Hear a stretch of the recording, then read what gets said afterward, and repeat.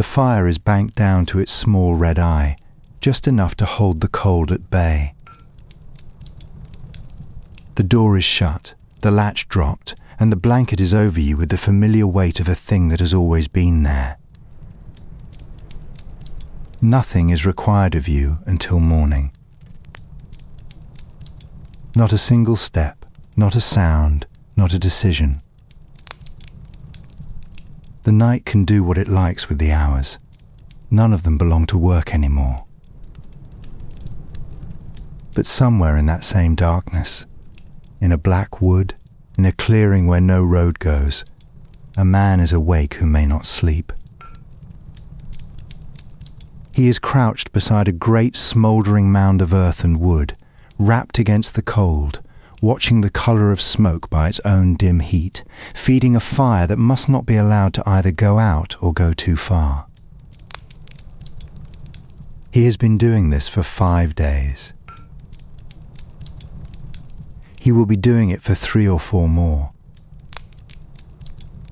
Somewhere else, underground, another man is working by the light of a single tallow candle fixed to his leather cap, the dark absolute beyond its ring, the drip of water the only sound in a world he knows entirely by touch. And somewhere on the grey flat margin of a fenland morning, standing knee-deep in cold water and mud with a spade in his hands, a third man is already at the ditch that must be cleared before the season turns. This is the shape of the medieval world that is not often shown. Underneath every soft, warm, comfortable thing, the leather saddle, the thick wool cloak, the salt in the larder, the lime that holds the castle wall together, the charcoal that keeps the smith's forge hot enough to make iron tools. Underneath all of it was the yard nobody wanted to stand near, the shaft nobody wanted to descend, the fire nobody wanted to tend alone all night in a dark wood. The worse the job, the more thoroughly the world depended on it. And the less anyone wanted to see it. Tonight, you are the one who is warm. Let these 9 lives come to you from the safe side of the blanket. The tanner, the collier, the miner, the fuller, the lime burner, the waller, the dyer, the quarryman, the ditcher. 9 yards in the cold and the dark and the wet. Visited slowly from here, where the fire holds and the door is shut and everything is as it should be. Picture yourself at the lower edge of a market town in the year 1300, on a morning in October when the mist is still low over the river and the rooftops above it are barely visible. You have come here because you need leather, a new pair of shoes, perhaps, or a belt for a saddle repair, or the stiff new binding for a book of Psalms. The things you have come for are available somewhere nearby. You know this because the town's cordwainers and saddlers are here, doing business in the market lanes not far from the church. You know the tanner's yard is close before you see it. The smell reaches you first, carried on a low drift of river air, complex and particular. The bitterness of oak bark soaking in water, the sharp mineral catch of lime, the river itself moving below the bank, and beneath all of that an older and harder note that has worked itself into the soil and the stone of this part of the town over generations. You do not walk in that direction. You step back upwind and wait for what you came for, and you think very little about the yard itself. Almost nobody did. The tanner's yard was not placed at the lower end of the town by accident, or because the tanner preferred the view of the river. It was placed there by ordinance, by town law, and by the accumulated weight of neighbour complaint, because the neighbours had a point, and the point was carried on the wind. The foul trades of any medieval settlement were pushed to its edges. The tanner, the fuller, the lime burner, the dyer, the soap boiler. They clustered at the town's margin, downstream and downwind, beside the lower reach of the river, outside the walls where possible. The smell that reached you on the road was the town's way of acknowledging that certain kinds of work could not be done in the middle of things without making life considerably worse for everyone else. The tanner does not especially object to this arrangement. He is used to it, and his father was used to it before him, and the tan yard at the river's edge is the only tan yard he has ever worked in. He is not offended by what his yard smells like. He cannot smell it anymore. The work begins when the raw hides arrive. They come stiff, heavy, still holding something of the shape of the animal, arriving by cart from the butcher's yard or from farms across the district. Ox hides, mainly because the ox is the draught animal of the English Midlands, and the hides of draught animals are the best hides, the most useful, the ones that will make the heaviest and most durable leather. A good ox hide is thick as a man's thumb at the back, tapering at the edges, and it arrives hard enough, if left to dry, that you could use it for armour. What you are going to turn it into is the supple, strong, flexible material that a cordwainer will cut into shoe uppers and shoe soles, that a saddler will work around a wooden tree into a saddle panel, that a glover will shape into riding gloves, that a bookbinder will stretch tight over wooden boards and then press flat. You have roughly a year to accomplish this. There is no shortcut here. No chemical accelerant, no industrial process to compress 12 months into 12 days. By today's standards, a single product with a year's lead time from raw material to finished goods seems like the definition of an untenable supply chain. In the year 1300, it is simply the price of leather. The process begins at the river itself. The hides go into soak, sometimes for days, depending on how stiff and dry they have arrived. The river soaking softens them, releases the last of the blood and the surface debris, and begins the long, slow process of restoring flexibility to fibres that have begun to dry out and harden. You stand at the bank and push the hides under with a long pole, the river cold around your boots, the hides moving slowly in the current, darkening as they take on water. Then the lime pits. Lime, slaked limestone, mixed with water, does something to a hide that nothing else can easily replicate. It swells the fibres and loosens the root of the hair, so that the hair can be slipped away cleanly with the hands rather than cut, which would damage the surface. The hides go into the lime pits for several days, sometimes weeks for a thick hide, and when they come out they are swollen and white, the surface hair slipping away easily, the grain side of the skin. The outside, the side that will become the visible face of the finished leather, soft and accessible. The lime's catch is in your throat all working season, a faint alkaline dryness that you long ago stopped noticing the way a candle maker stops noticing the smell of tallow. After the lime, the beam house. The beam is a curved wooden post, smooth from long use, set at chest height in the yard. You drape a softened hide over it and work with a two-handled curved blade, a fleshing knife, scraping the inner surface in long smooth strokes to remove the last of the fat and membrane, the scraps falling into a bucket below. This is hard physical work and it requires judgment. Too much pressure and the knife cuts through the hide at a thin spot.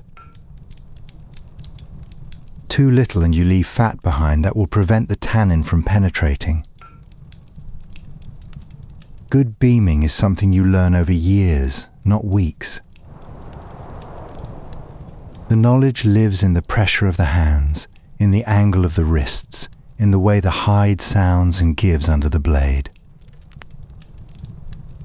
Then the softening, the bait, a warm mash applied to the beamed hide to relax the fibres that the lime has tightened. Medieval baits used what was available and what worked. Organic matter that provided enzymes, the same chemical principle that a modern tannery achieves with purified enzyme preparations. Framed correctly, as the tanner frames it, this is the clever and necessary part of the process, the part that gives the finished leather its suppleness. It is handled quickly, as a matter of routine, and moved past. Then the pits. The great tanning pits are the heart of the operation and the source of its particular smell. Ground oak bark, the inner bark of oak, rich in tannin, processed through a bark mill to a coarse red-brown powder, is mixed with water in large stone or clay pits to make a tannin liquor. The hides are lowered in, separated by fresh bark, weighted below the surface. They will sit in a series of pits of increasing tannin strength, moved forward over months, from weak liquor to medium to strong, progressing through the yard the way a slow tide moves across a beach, one pit at a time, one season at a time. A thin calf skin, worked carefully, might be ready in 3 months. A good heavy ox hide, the kind that will last 20 years as the sole of a working boot, or form the panel of a harness that a horse will wear for a decade, can sit in the pits for up to a year. A year. By modern reckoning, a year's lead time on a single piece of finished product is the stuff of supply chain nightmares. No inventory management software, no just-in-time delivery, no way to compress the chemistry into something faster without ruining the result. There is only the pit and the bark and the slow turning of the seasons, and the tanner who knows which hide is in which pit and how many months it has been there, carrying all of this in his head or on a system of marks and notches that he has devised for the purpose. The oak bark tannin stains everything it touches a deep brown amber, and it does not wash out easily. A tanner's hands and forearms run brown to the elbow for the whole of the working season. The colour worked deep into every crack and crease, under every fingernail, into the halls of each fingerprint. You can tell a tanner in the street on a market day. The lime left its own signature too, a particular roughness at the knuckle joints, small dry cracks in the web between thumb and forefinger, the skin a little thicker and drier than other men's at the same age. He works through all of it with neither complaint nor particular notice, because this is what the trade costs, and the trade is his livelihood, and there is no other way to do it. When a hide comes out of the pits, it is ready. Oiled, worked, stretched. Dark, smooth, smelling of bark, and the particular sweetness of well-tanned leather that is distinct from everything else in the world. It goes to the cordwainer who will cut it into uppers and soles, to the saddler, to the glovener, to the bookbinder. Ready to become the thing that everyone touches and nobody thinks about. Every shoe in the town. Every saddle. Every belt at every waist and every purse at every hip. Every book cover in every church and every manor house. All of it began in the yard at the lower end of the town, the yard nobody wanted to stand near, the yard that announced itself on the wind before the gate came in sight. The tanner who tends those pits knows that, even if nobody else thinks to know it, the leather under the rider's hand, smooth and strong, that knowledge is woven into it by a year of patient chemistry in the cold water of the river. That quiet knowing is its own kind of wage. The tanner's yard is not a place you return to on purpose, but it is the place everything begins. Scholars who study medieval urban ordinances find the town edge placement of foul trades recorded across England and the continent, in London, in York, in Bristol, in continental Cologne and Paris and Ghent. The ordinances vary in their specifics but converge on the same principle. The work that the town cannot do without must be done somewhere that the town can, at least, smell from a distance rather than smell from next door. There is a kind of civic honesty in this that later ages would partly lose. Medieval towns knew what they depended on. They did not pretend that leather arrived clean. The tanner's work calendar also teaches patience in a broader sense. The patience of a trade that cannot be hurried, cannot be concentrated, cannot be made more efficient by working longer hours on any given day. A bark pit runs at the speed it runs. The enzymes work at the temperature they work. The tannin penetrates at the rate chemistry allows. The tanner's skill is knowing when to act, when to move a hide to a stronger pit, when it needs more time in the weak one, when the grain is ready and when it still needs a month. His instrument is his hand, the feel of the leather as it bends, the colour of the liquor, the smell of the pit when he lifts a corner. There are tanners in England in the year 1300 who have been doing this same work in the same yard for 40 years. Their fathers did it. Their sons are learning it now, the youngest ones doing the simpler carrying and soaking work, the older ones at the beam or managing the pits. Knowledge passes in this trade the way knowledge passes in most medieval trades. Not through books, not through examination, but through presence, through the long, slow absorption of the work itself into the body's understanding. By today's standards, you would call it tacit expertise, and it cannot be put in a training manual. A tanner who has tended a tan yard for 30 years knows things about the process that he could not easily put into words, because the knowledge lives in the hands and in the nose and in the eye, not in language. This is its own kind of inheritance,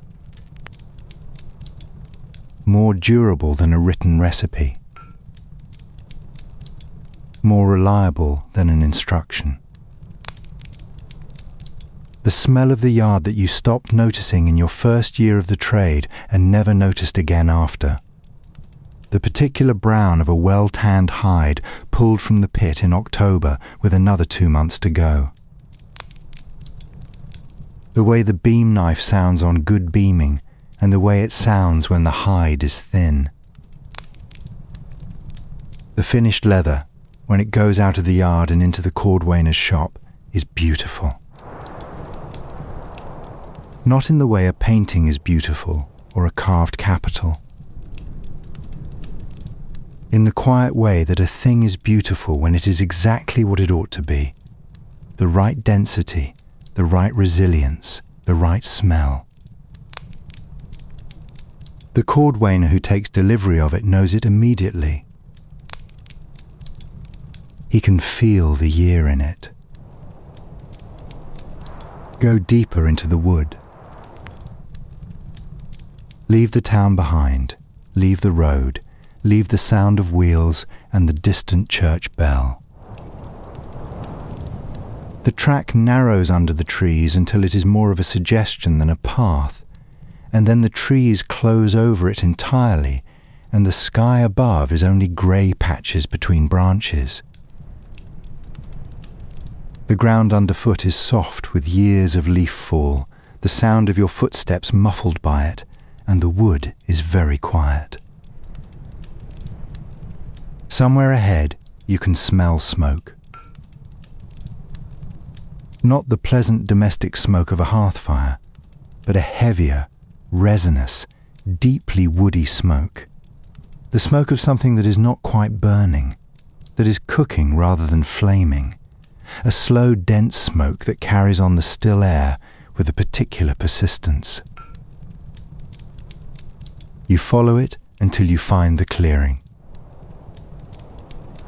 A round, level space where the trees have been cut back and the ground is packed grey-white with long use, ash and char worked into the soil over many seasons.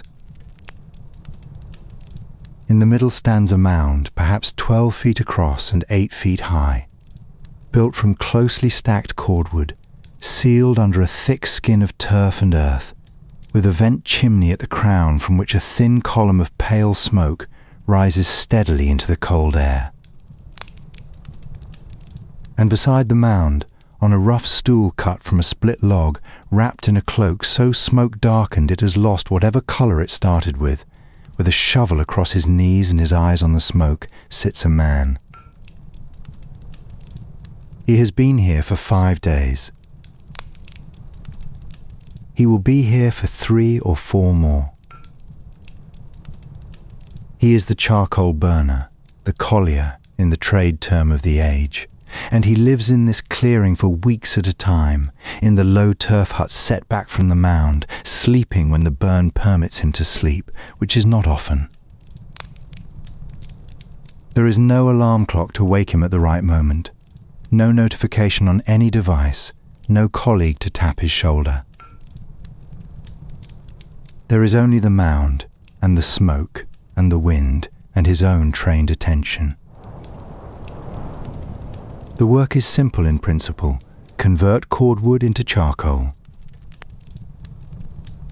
In practice, it is among the most sleepless and continuous of all the medieval grim trades, and it is worth understanding exactly why.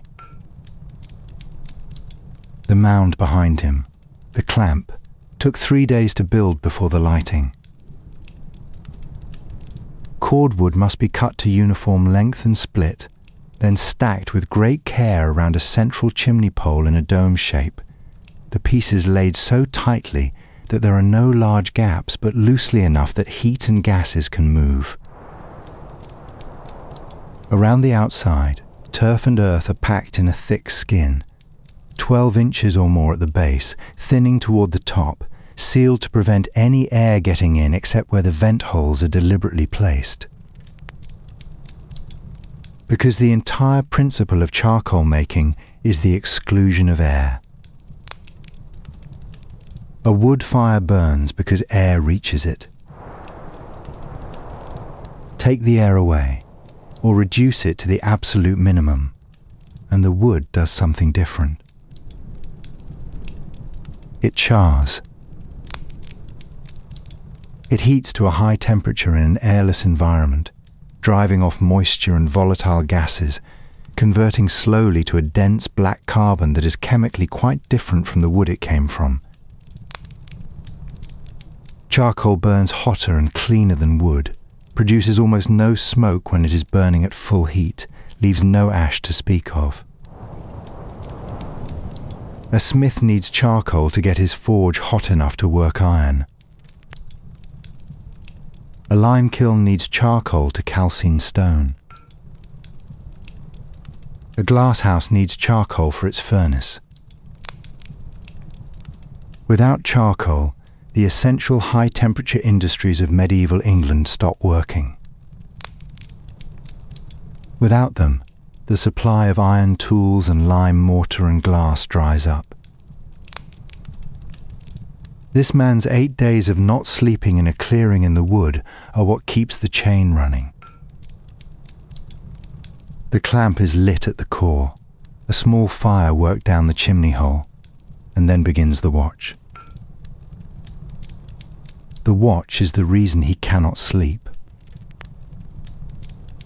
A charcoal clamp takes well over 100 hours from lighting to completion. More than 4 days and nights, with no scheduled breaks, no shift handover, and definitely no calling in sick. And for every hour of those 4+ days, someone must be awake and paying attention. If the burner sleeps, a proper sleep, an hour or 2 of genuine unconsciousness, and in that time the wind shifts and works at the turf skin of the mound and opens a vent, the air gets in. The controlled smoulder becomes an open fire. In perhaps 20 minutes, weeks of work, the building of the mound, the careful stacking, the turf sealing, are destroyed. The wood burns rather than charring, and the batch is lost. Or worse, the fire runs underground through leaf moord and tree roots and takes the forest. So he walks the mound. He makes circuits of it, 2, 3, 4 times an hour, with his hands trailing lightly over the turf skin, feeling for hot spots that mean a vent is opening beneath, listening for the particular sound of an active vent. When he finds one, he seals it immediately with a shovelful of earth from the pile he keeps beside the mound. One smooth, practiced movement, no hesitation. He does this in the dark. He does this when it is raining, and the clearing is mud, and the smoke comes at his face no matter which way he turns. He does this at 3 in the morning when the world is so quiet and so dark that the only sounds are the settling of the mound and the occasional wind in the high branches. He takes snatches of sleep, an hour on his log stool, tilted toward the mound, one ear still working. A few minutes in the hut with the door left open so he can hear if the quality of the smoke changes. Over the 8 or 9 days of a burn, he accumulates perhaps a night and a half of true sleep, in fragments, none of them long enough to complete a proper rest. One full night of sleep is waiting for him when the last batch cools and the charcoal is raked out. Just not tonight. He reads the smoke. At the start of a burn, the smoke is thick and white, water leaving the wood, steam driven off by the enclosed heat. As the days pass and the wood is charring in earnest, the smoke thins and shifts colour. When it runs faintly blue, a very specific, particular blue-grey against the pale sky, the charring is nearly complete. The white to blue shift is the signal he has been waiting for through the long days of the watch. He has learned this the way a midwife learns the signs of her trade, or a shepherd learns the weather by the feel of the air, not from a book, not from an instrument, but from years of close attention to the thing itself. The sensory world of the clearing is very small. The warmth of the mound on one side, strongest near the vent chimney at the top. The cold air from the trees on the other, coming in from the direction of whatever the wind decides tonight. The particular resinous quality of the smoke, which has worked itself into his clothing and his hair and his skin so deeply that when he goes to the town on his next rest day, people will know what he does before he says a word. The slow pulse of the mound as the charring progresses. He lives in this small world for weeks at a stretch. He knows its every texture and sound and smell. He is, in a specific and total way, the expert in his clearing, in the way this particular mound behaves in this wind direction, in the quality of this wood from these trees cut at this season. When the mound finally cools and the turf skin comes off, the charcoal inside is black and light and crisp, a transformation that seems extraordinary for something so simple as the long denial of air. It is shoveled into sacks, loaded onto pack horses, and it disappears down the track toward the town, toward the smith's forge and the lime kiln and the glass house, toward the invisible network of high-temperature industries that the world above ground runs on. You, here in your warm bed, may close your eyes now. He cannot. Not yet. No smith struck iron without this silent man's weeks of not sleeping in the dark wood. No kiln burned. No glass was made. None of it without the man in the clearing who kept the watch through the hours you are about to give to sleep. The charcoal-making trade fed on the managed woodland. The coppiced hazel and ash that was cut on a rotation of 7 or 8 years, the underwood growing back from the stump with great energy, the wood rights carefully parcelled and managed between the landowner and the collier who worked it. A good charcoal burning operation was not a matter of cutting trees indiscriminately. The collier worked a portion of the wood each season, leaving the rest to grow, returning to the worked sections in their turn. The medieval English woodland, studied by modern ecologists, shows the clear signs of this long management. The regular coppice stools, some of them many centuries old, the evidence of rotations followed for generation after generation. The charcoal burner was not simply extracting from the wood. He was farming it, on a cycle measured in years and decades rather than the growing season's months. His life during the burn is one of the most solitary in medieval England. The clearing is his world. The nearest other person may be a mile away in the wood, another burner managing another mound, and the two of them may go days without any exchange except the occasional shared meal or the loan of a tool. The solitude is not a hardship he has chosen to endure. It is simply the condition of the work. A burn cannot be supervised from a distance. It must be present, in person, continuously. And so the collier is present, continuously, for 8 days at a time, in his clearing, in his particular knowledge of his particular mound, entirely alone with the slow fire. He knows the wood at night better than any other person alive. By modern standards, the charcoal burner's working conditions: 8 days without adequate sleep, working alone in a forest with no communication, responsible for a heat source that can cause wildfires if not monitored, would attract serious attention from any occupational health inspector. But the charcoal burner of 1280 has no inspector and no occupational health framework. He has the wood and the mound and the smoke and the long knowledge of all three. The sounds that the forest makes when the wind comes from the east versus the west. The way the owls work the edges of the clearing.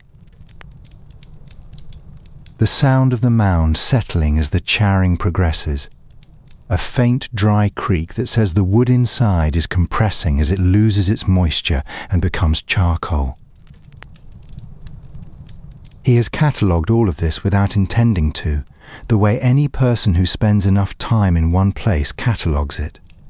Not as knowledge, but as familiarity, the background against which anomalies register. A new sound is an alarm. A changed smell is an alarm. He attends to both. The blackened wood of his hands and face and cloak is the trade's mark, the way the tanner's brown hands and the dyer's blue arms are marks. By the time a burn is 3 days in, he smells of charcoal smoke so thoroughly that even in the town, days later, it still clings to the cloth of his coat. His neighbours know him by this smell before they see his face. When the charcoal is done and sacked and gone, he begins again. Felling the cordwood. Stacking the mound. Sealing the turf. Lighting the core. The cycle takes roughly a month from beginning to end, and the clearing shows, in its scorched earth and its ash-grey packed soil, the history of every burn that has been made in it. He will be here next season too. And the season after, come down from the limestone moor above the town of Wirksworth in Derbyshire, where the rock breaks through the thin soil in pale grey outcrops, and the wind off the high ground has a particular dry clarity. The year is around 1320.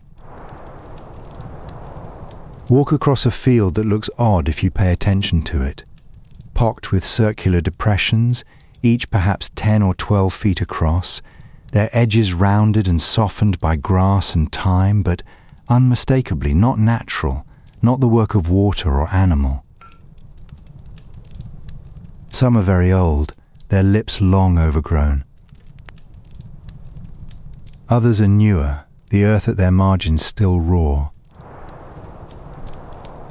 And in the middle of the freshest one, a rope hangs down into the dark on a wooden frame, and from somewhere below the surface comes a rhythmic, methodical sound. The ring of iron on stone, pause, ring, pause, faint and steady as a distant heart bell.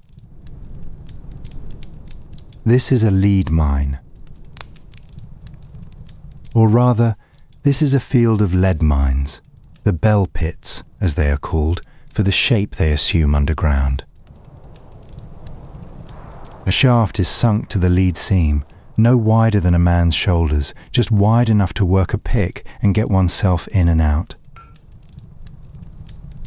At the bottom, the shaft is widened, belled out into a larger working space, the miner extracting ore from the face around him until the ceiling above grows wide enough and thin enough that its safety becomes uncertain. At that point, the shaft is abandoned, and a new one sunk a few feet away. The field accumulates its dimples and depressions over decades, the fossils of 100 individual decisions to go deeper and then to move on. The miner descends at dawn, and he carries his light with him. It is a tallow candle, short, thick, rendered from animal fat, fixed to his leather cap with a pressed ball of clay. That small flame is the only light he has in the world until he climbs back out at the end of the day. No headlamp, no battery, no electric supply running down the shaft. Beyond its ring, the dark is absolute in the way that only underground dark can be. Not the dark of a shuttered room where light still seeps through cracks. The dark of a place where there is no light at all, where if the candle were to be snuffed, you could hold your hand flat in front of your face and see nothing. You could stare directly at your hand for a minute and see nothing. He has worked in this dark for years, and he knows the layout of his particular bell the way a blind person knows a familiar room. By the difference in the floor underfoot, by the height of the ceiling at each position, by the angle of the seam above him and the sound the stone makes when he strikes it at this point versus that point. His tools are simple and ancient: a pickaxe, an iron wedge, a heavy iron mallet, and the leather basket in which the ore goes upward. By modern standards, the entire operation, single-person extraction, one candle for light, no ventilation system, no gas detector, no safety harness, would be shut down by the first inspector who saw it. By the standards of 1320, it is simply the mine, and this is simply how the mine works. He works bent double in the expanded bell, swinging the pick at the face, a more tiring movement than the same swing would be in open air, because the bent posture removes much of the shoulder and back leverage, putting the load on the arms and wrists. He strikes, assesses, adjusts the angle, strikes again. He knows lead ore by the weight of it in the basket, by the particular dull grey glint of it in candlelight, by the way it fractures. When the basket is full, he ties the rope and calls upward, or gives 3 sharp strikes on the wall, the signal, and whoever is at the surface, a partner or a boy with a simple windlass, hauls the basket up. The ore will be sorted and smelted elsewhere.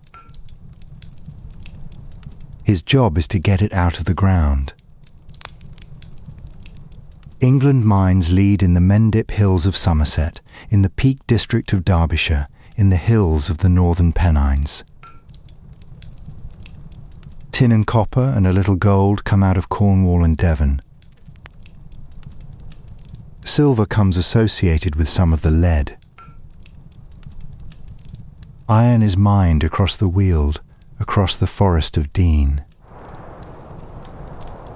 Coal is being dug in the northeast and in Yorkshire and in the Welsh valleys from the 13th century onward, even if it is not yet the dominant fuel it will become. All of these operations require men to go underground, and all of them offer the same essential trade: the darkness and the cold and the perpetual damp, in exchange for the ore and the coal and the mineral that the surface cannot do without. The lead on the church roof, the grey strip lead fitted with care over the curves of the nave, keeping rain off the altar and the choir for 500 years, came up out of a bell pit on a limestone moor on this man's back. The tin in the Lord's pewter plates came up from a Cornish shaft in a wicker basket on a rope. The iron in the smith's bloom was dug from the Weald by a man who spent his working life crouched in the dark with a candle on his cap. The dangers of underground working are real, and they are named here as the quiet cost, as they are named throughout this episode, as the price of a necessary trade, not as a horror. Water is the constant enemy. It seeps in through the limestone above, through fissures in the shaft walls, pooling at the lowest point of the bell, always rising. Every working miner bails. A leather bucket on a rope, hauled up, emptied at the surface, dropped back. The bailing is not dramatic. It is simply always there, an additional labour laid over the surface of the primary labour, the way a headwind is laid over the effort of walking.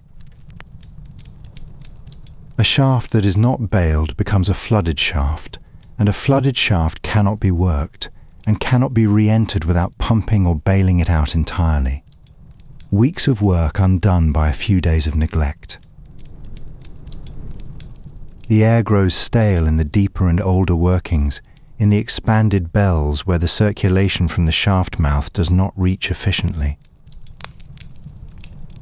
There are pockets of bad air, places where old gas has accumulated, where the flame of the candle gutters and turns blue and small.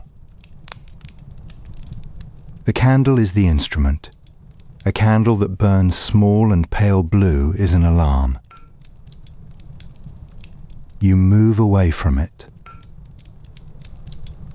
You come back toward the shaft mouth and breathe, and then you judge whether to return to that face or leave it for today. There is no second instrument, no second warning system. There is the candle and the trained eye. The roof of the bell grows unsafe as it widens, and a miner who has been working a bell for some months knows how to read the ceiling above him, listening to it after rain, when the frost-thaw cycle puts new stresses on the rock, checking the newest cracks with his hands, judging whether the ceiling above a face is solid or developing a hollow note under the hammer. He does this as a matter of professional routine, the way any craftsman checks his materials before putting weight on them. The Cornish and Devon tin miners worked under the stannaries, an ancient system of custom and law that gave free miners the right to claim ground and work it, with their own courts and their own parliament that could legislate for the tin trade independently of the county and sometimes the crown. The Derbyshire-led miners had equivalent ancient freedoms, the bar-moat courts, whose customs went back to times nobody could name a beginning for. By modern standards, this is the oddest thing about the miner. He is often, in a technical sense, more free than the agricultural worker in the field above his shaft. A free miner on the lead grounds of the high peak could stake a claim and work it as his own, subject only to the customs of the mineral field and the bar-moat court. The good news is that you are no one's serf. The bad news is that your office is underground, your equipment is a candle, and your pension plan is the ore you can extract and sell before the ceiling grows too wide. A free man making a free life in the dark. The freedom is real, and it is harder and stranger than it sounds. Coming up at the end of a working day is its own particular experience. The shaft narrows as you climb, and then the daylight arrives at your face. Not warm daylight, not golden, just the flat grey light of a Derby afternoon, the sky wide and cold above the field. But after several hours in the absolute dark of the bell, where the candle's ring was your whole world, that flat grey light hits the eyes like something physical. You blink at it. The field above you seems for a moment too large, too bright, too exposed. The cold air on your face is very clean. He climbs out. He counts the baskets. He ties the rope off and covers the shaft mouth against rain.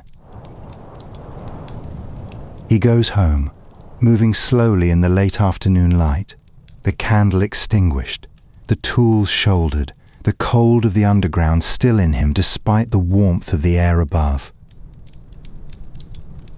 There is a particular tiredness that belongs to underground work, a tiredness of the body and the eyes both, the eyes having been working hard all day on the very small detail of an enclosed space by a single flame.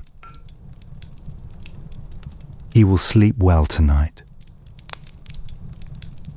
The shaft will be waiting for him in the morning.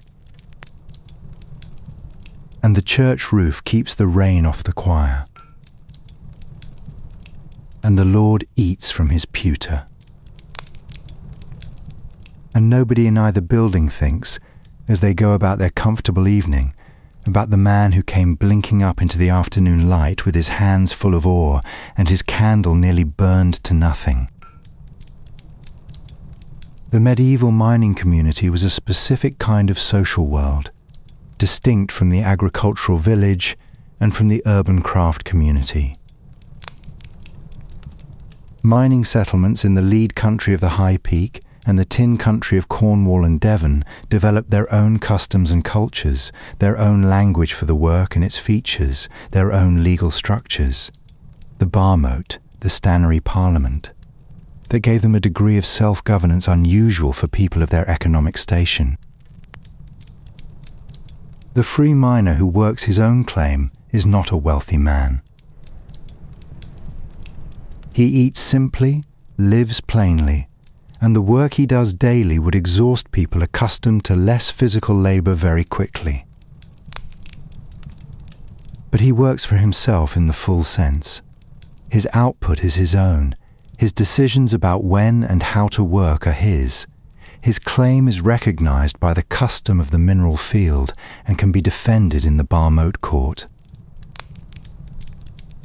In an age when most working people owe labour services or rent to a lord, this independence is worth something. It is worth the dark and the cold and the baling, and the ceiling above that must be watched. The tin that comes up from Cornwall and Devon travels a long way before it becomes useful. Smelted at the blowing house near the mine into rough ingots, it is stamped at the stannery town. Liskeard, Truro, Helston, Lostwithiel, by the coinage officer who takes the duchy's share of the weight. From there it moves to the coast and by sea to the major ports, and from there it enters the trade networks that carry it to the pewter makers of London and the bronze founders of the continent, where it is alloyed with copper into the material that makes bells and cannons and the fittings of great churches.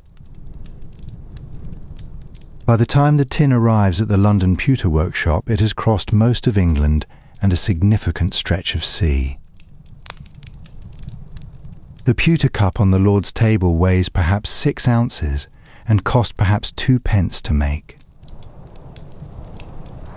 What it costs to extract from the earth, the years of a miner's working life underground, the cold and the dark, and the careful daily management of the risks, is not in the price. The light fails early in the High Peak in October. The miner who has been underground since dawn comes up into an afternoon already going grey. He is cold from the pit, and the cold outside is a different kind of cold, the clean cold of height and wind, and between them they are substantial. He does not stand admiring the view. He goes home, and in the dark below his feet, the water is already rising in the shaft he has just left, filling the space he cleared today, patient as always, working its way back. The year is around 1350. Somewhere in a cloth town, Stroud, perhaps, in the Gloucestershire Cotswolds, where the wool trade had made the valley one of the most productive cloth-producing areas in England, or Stamford, or Colchester, or any of the other towns whose wealth was woven. There is a building at the edge of a stream.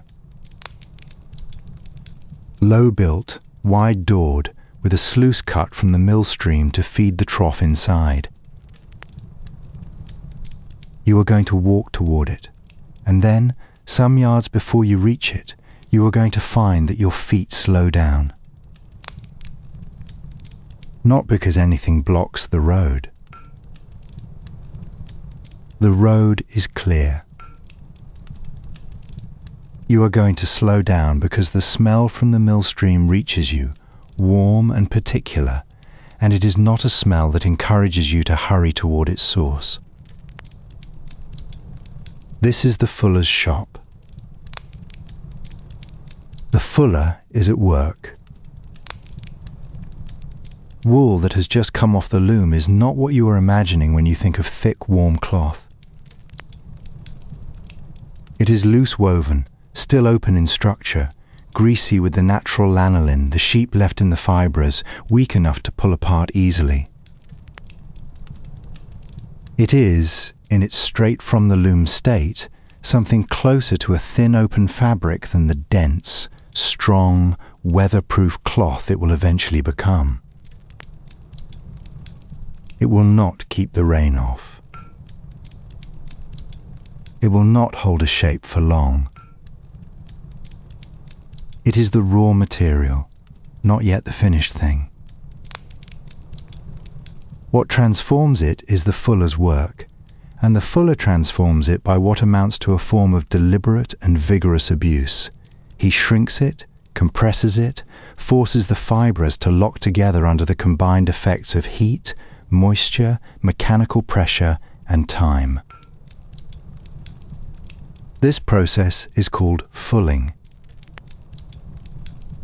And the fuller achieves it in the middle decades of the 14th century by standing in a trough and walking on the cloth for 7 or 8 hours at a stretch. The surnames Walker and Fuller, when you encounter them on a medieval document or a churchyard stone, both carry the same trade. The man who walked the cloth. The man who gave it the density and strength it could not achieve on the loom. The liquid in the trough is the part of the fuller's trade that most concisely illustrates how medieval industry worked with what was available. Medieval people understood, in practical terms, that certain substances cut grease and cleaned and prepared fibres for further processing. They did not have a language of molecules or chemical bonds, but they had generations of empirical knowledge about what worked. The fuller uses 2 things. The first is fuller's earth, an absorbent clay found in good natural deposits in the Weald of Surrey and the chalk country of Wiltshire and Somerset, whose particular mineral structure does what no ordinary clay can do, absorbs grease without damaging or discolouring the wool fibre. The clay is the trade's namesake. The trade named the material. The second is stale urine. Collected from households, left to stand and age for several days in a vessel specifically kept for the purpose. In the standing, the urea in the urine converts to ammonia, and the ammonia is the working agent. It cuts through the wool grease, the lanolin, the accumulated oils of the fibra, the way a strong alkali cuts through fat. Seen correctly, as the fuller sees it, this is chemistry. The most effective grease-cutting agent available in the period, produced in unlimited supply by every human household, free of charge, applied systematically to the problem it solves. It is the worker's tool, as the carpenter's plane is a carpenter's tool. The fuller does not find it strange. He fills the trough. He loads the wet cloth. He steps in.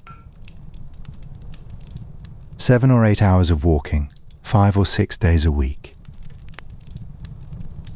By today's standards, the role would be classified as one of the most demanding manual jobs on the market. Sustained physical labour, exposure to ammonia, no personal protective equipment, and a working environment that no modern hygiene regulator would enter without a clipboard and a long list of concerns. A shuffling, rhythmic, bent-knee gait, not a stride, more of a continuous rolling tread, working the cloth back and forth under the feet, pushing it forward and pulling it back with the toes, feeling through the soles of the feet the way the fabric is responding. The information that comes through the feet is more nuanced than you might expect. The fuller can feel where the felting has been uneven, where one area has matted and compressed ahead of the rest, where the centre is further along than the edges. He adjusts his tread to address this. More pressure here, a different angle there, longer on this corner. He is reading the cloth through his feet the way a kneader of bread reads dough through his hands, and the reading takes years to learn to do well. The warm ammonia liquid rises between his toes. His feet, after hours in the trough, are pale and wrinkled, the colour of old paper, the ammonia drawing the oils from the skin steadily throughout the day. A fuller's feet are recognisable, permanently pale from the wrist of the foot to the top of the arch, the skin slightly thickened at the knuckles of the toes, soft in a particular way that is distinct from the ordinary softness of clean, wet skin. The smell announces his house from some distance. It is not a sharp, unpleasant smell in the way that something spoiled or burning is unpleasant. It is a low, warm, organic note, sour and damp, the scent of the trade present in everything he owns and everywhere he goes. His neighbours have accommodated themselves to it. He has long since stopped being aware of it himself. There is something almost meditative about the rhythm of the work. 7 or 8 hours is a long time to stand in a trough and tread cloth, and the experienced fuller does not fight the repetition. He finds a rhythm and settles into it, the body's weight shifting from foot to foot in a slow, steady pulse, the mind going to wherever it goes during sustained, skilled, physical work. The cloth changes under him, hour by hour, growing denser and shorter and more solid. He can feel the change. He is making it happen with his own weight and his own persistence, 1 hour at a time. Fulling mills, water-powered mills with heavy wooden hammers called stocks, which beat the cloth mechanically in the trough instead of treading it, had been spreading across England since the 12th century. By the middle of the 14th century, the mill had displaced foot treading for most bulk cloth, for the heavy grades where the mechanical action is efficient and fast. A mill could do what the foot fuller spent a day on in a few hours. But for fine wool cloth, for the delicate grades where the hard repeated blow of a wooden hammer would leave marks or damage the surface, the foot fuller persisted. The finest, most expensive wool cloth available in medieval England, the cloth that went into the gowns of the high nobility, the best grades sold to foreign merchants at the great fairs, was trodden soft by a man who stood in a trough and walked it smooth for a working day. No spreadsheet, no quality control software, no by today's standards objective measure of when the cloth had reached the right degree of felting, no scale to weigh the thickness. Only the trained foot, the experienced judgment, and the accumulated knowledge of how this particular batch was running. After the trough, the tenter frame. A wooden frame set in the open air of the yard, strung with a row of small iron hooks. The wet, shrunken, heavy cloth is stretched over these hooks, pulled out to its intended dimensions, held taut and even pegged at every edge, and left to dry in tension. Drying under stretch, the cloth holds the shape it is given. The result is a piece of fabric that has been deliberately shrunken and then deliberately stretched back, and the structure that results from this is notably stable. Less likely to shrink further in use, the dimensions predictable. The The small iron hooks that hold the cloth stretched while it dries are tenterhooks. To be on tenterhooks, anxious, pulled taut, waiting with more tension than you would prefer, is to be in the position of this wet cloth, held stretched against its own nature until something is resolved. The phrase belongs to this man's yard. The nap is raised with a teasel head, the dried, spiky seed head of the fuller's teasel, Dipsacus fullinum, which grows specifically for this trade. A handful of dried teasel heads mounted in a frame is drawn across the surface of the dried cloth in long even strokes, the fine curved hooks of the teasel catching and raising the surface fibres into a soft pile. Then the cloth is sheared with great flat shears, the pile cut even and smooth. The rough, open, greasy weave that came off the loom is now dense, smooth, warm, finished cloth.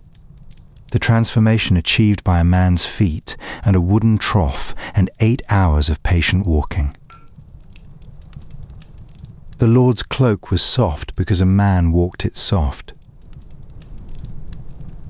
The bishop's travelling coat kept the weather out because someone's pale, wrinkled feet worked it into density for the better part of a working day. There is no other way to make that cloth, not in the year 1350. Only the foot and the trough and the warm ammonia bath and the long patient rhythm of the tread.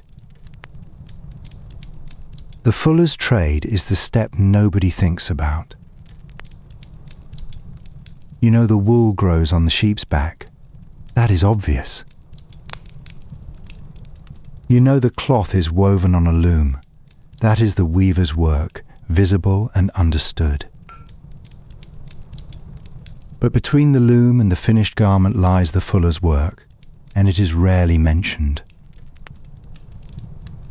The finished cloth simply exists, warm and dense and weatherproof, as if it always was that way. The tenter frames in the yard tell you something about the nature of the medieval cloth trade if you pay attention to them. The frames are large. A good broadcloth ran up to 24 feet in length, and they take up considerable space in the yard behind the fuller's shop. On a clear day in autumn, when the damp cloth is stretched out and drying on the hooks, the yard looks like a laundry operation on a grand scale, lengths of fabric everywhere, the pale cloth darkening where it is still wet and lightening toward white at the dry edges. The teasel men come when the cloth is dry and ready.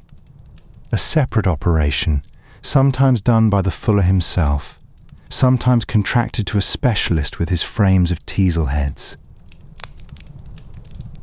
Scholars who study the medieval cloth trade note the very rapid spread of the water-powered fulling mill from the 12th century onward, and note that it transformed the geography of cloth production, moving production away from the towns where the mill stream had insufficient power and toward the fast-flowing rivers of the West Country and the Yorkshire Dales. The foot fuller's trade declined in the higher volume end of production as the mill took over. But what is interesting about that history is what it chose to preserve.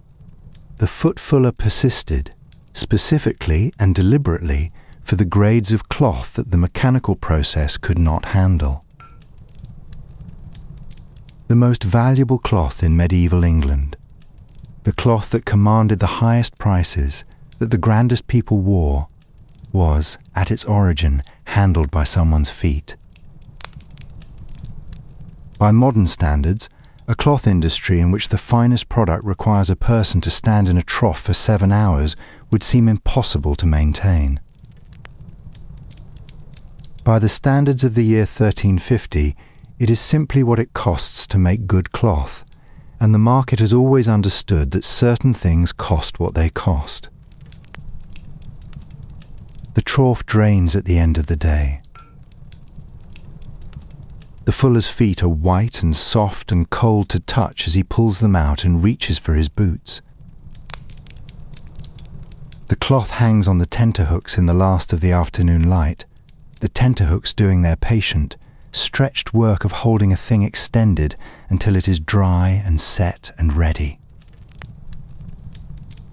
He will be back tomorrow. The cloth will still be there, drying. The trough will refill. The work does not wait.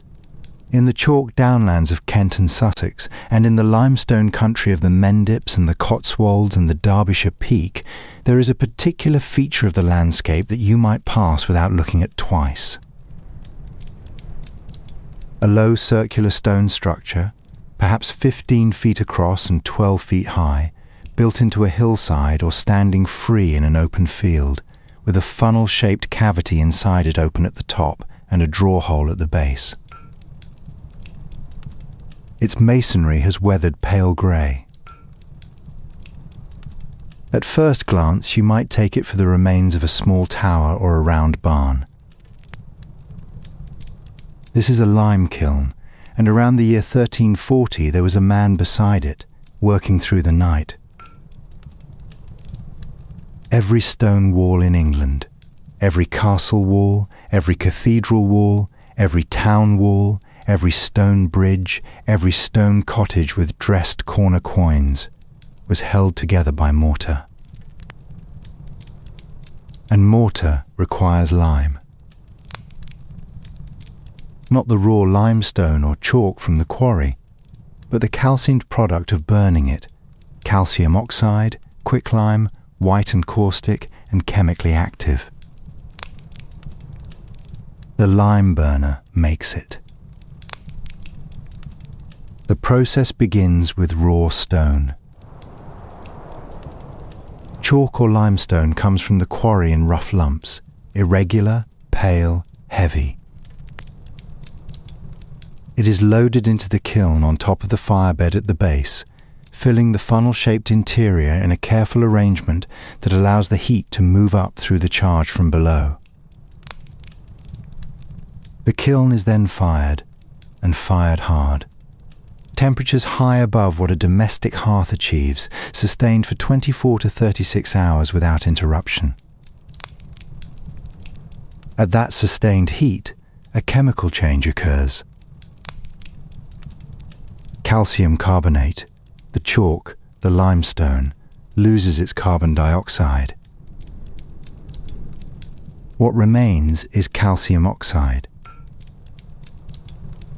Quicklime. White, powdery, hot, and chemically nothing like the rock that went in.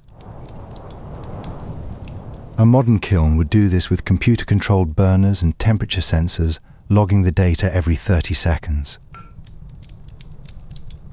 The lime burner of 1340 does it by looking at the fire and knowing. To keep a lime kiln burning properly through the night is a particular and specific kind of work. There is no thermostat, no automated feed system, and definitely no monitoring app to alert you when the temperature drops. The lime burner is the monitoring system. He is the thermostat. He is the only instrument the kiln has. You feed the fire from the draw hole at the base, pushing in wood and managing the draught so that the fire burns at the right intensity, fierce but controlled, maintaining the temperature in the calcination range. Too cool and the stone does not calcine properly. The product is weak and variable and worth less. Too fierce and you waste fuel and risk cracking the kiln structure. The correct burn is a clear, steady, deep red fire visible in the stone charge through the vent at the top. A particular quality of colour and steadiness that the experienced lime burner can read at a glance the way a baker reads the colour of his crust.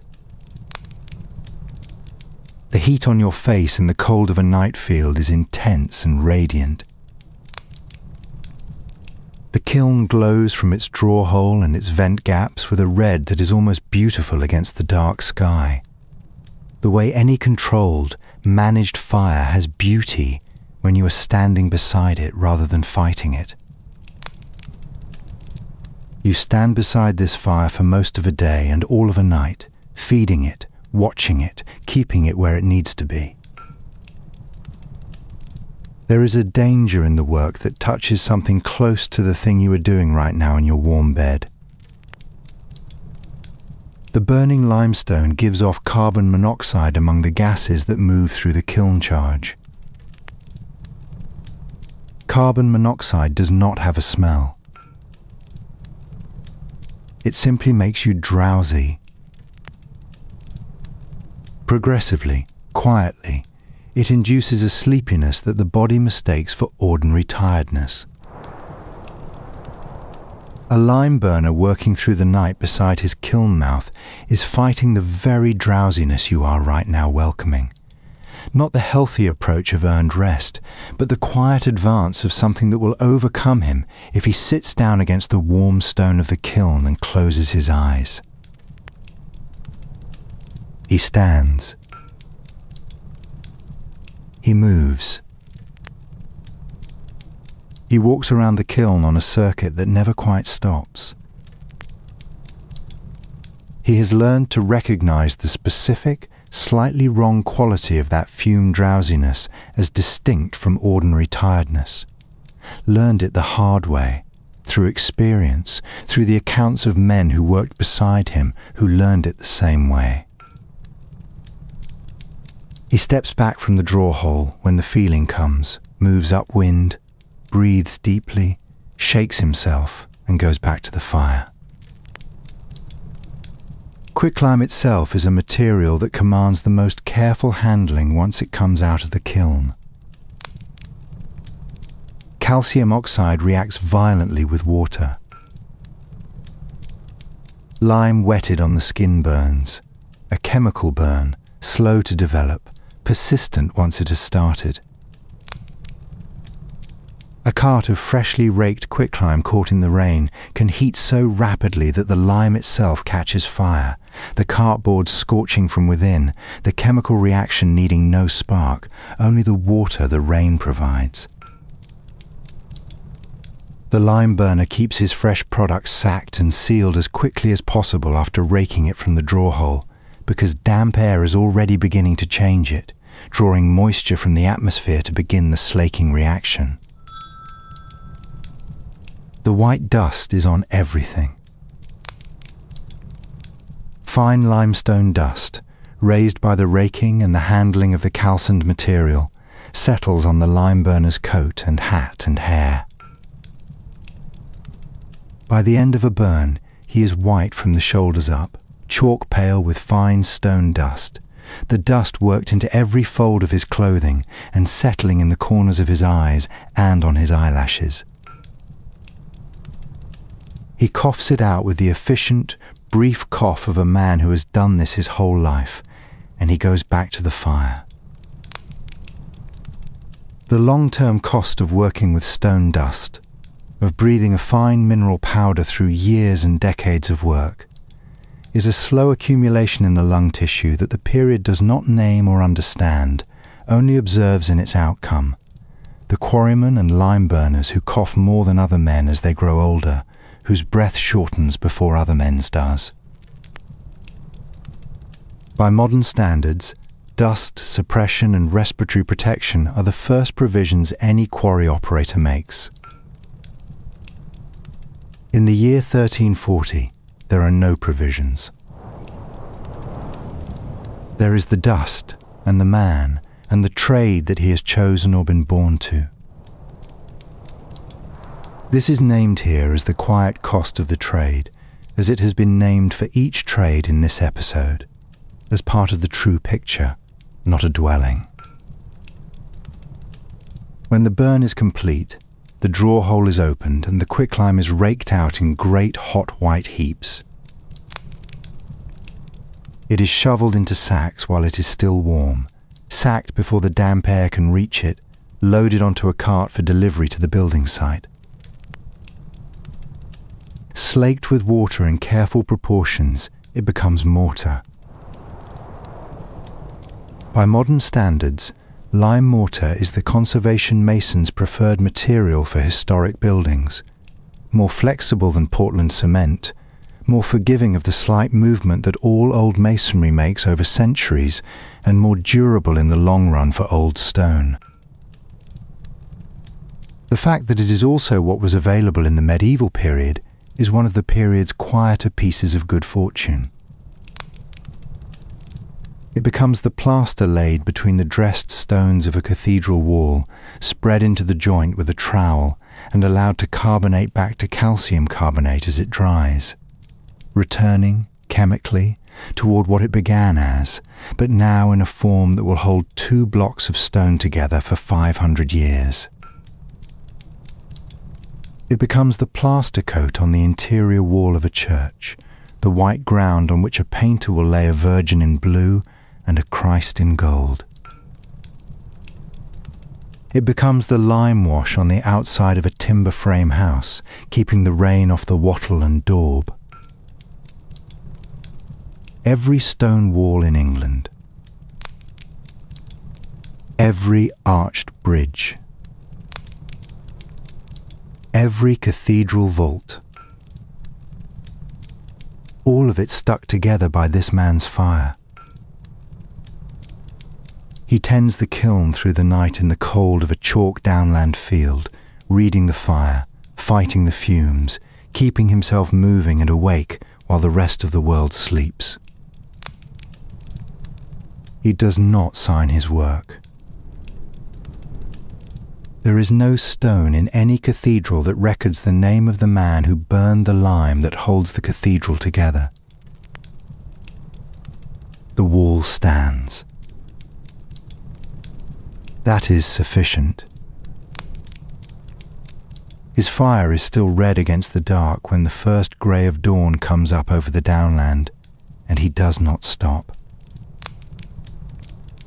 The lime trade was one of the most essential and least visible industries in medieval England, precisely because mortar is the thing that does not draw attention to itself when it is working correctly.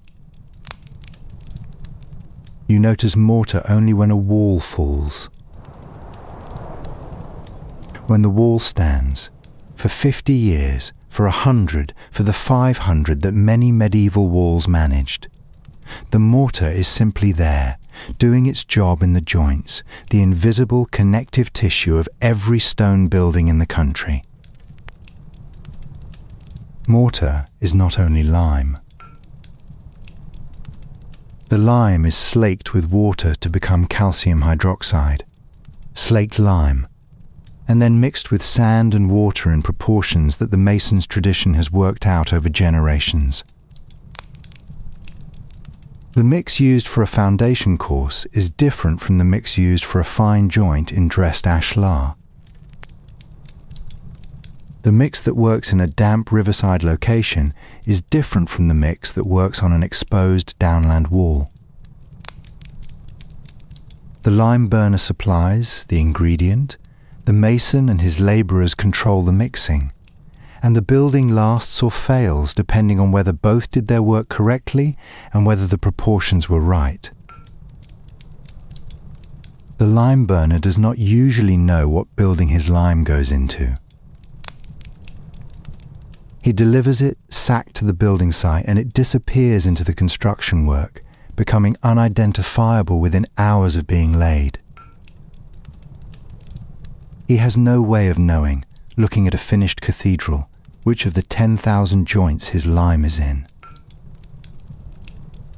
He has no way of knowing which walls are still standing 200 years after his death, or which ones cracked in a hard frost and had to be repointed. He burned the lime that went into the mortar, that holds the stone that bears the vault, that carries the weight that makes the arch possible.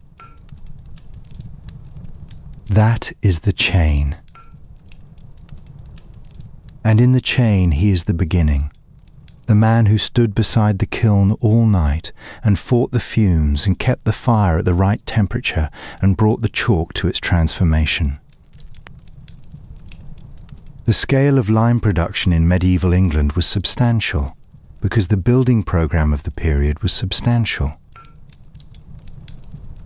A single cathedral construction project could require tens of thousands of cartloads of lime over its building period.